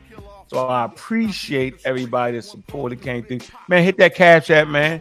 Like and subscribe to the channel, man. Look, we about to go over there to the pseudo killers, man. You know it get real over there, man. You know, get that long. You coming with your daggone sources and references, man. Appreciate you, Gillian Block. Yo, you been an avid supporter, man. Make sure you slide through, man. Appreciate you. Appreciate your voice, man. Y'all know what it is, man. Look, everybody, man, you know what it is, man. We here, man. We staying stupid solid, man. All right, we raising our game over here, man. Shout out to the House of Consciousness, man. Whether you like Darwin a lot, man, the medicines we got, yo, is evolutionary minded, man. We seen it in real time, man. Through the pandemic. All right, the game has been written, yo. Got a lot of wild questions in the chat, man. Go over to the pseudo killers, man. Y'all can subscribe over there, man. Go do that. Stop playing, man. A lot of people. Joel Armstrong, we see you. Sam Woods, boy, I see you. Gina A, what's going on? Utmost, what it do? Ghana, I see you. I see you. Eric, 33, I see you. Jesus Price, funniest name in the game. Tori, I see you. Admin Belton, I see you. Pearl Black, I see you. Win, I see you. Juju, Pseudo Killer, I see you. Y'all know what it is, man. Yeah. We there, man. Y'all know how we do it, bro. We keep it rocking around here, man. Yo, go over there and follow the pseudo killers, man. Shout out to the community. Skeptics, man. Y'all know what it is, man. No religion around here, man. Bruh. Yeah. All heroes. They thing. Y'all know it. Yeah. Yeah, like and subscribe, man. Star Netted TV. Magi Arch. Hope you pass out. We're all in here, man. Appreciate the old time friends coming through, man. Appreciate y'all, man. Y'all all hell raising the game, man.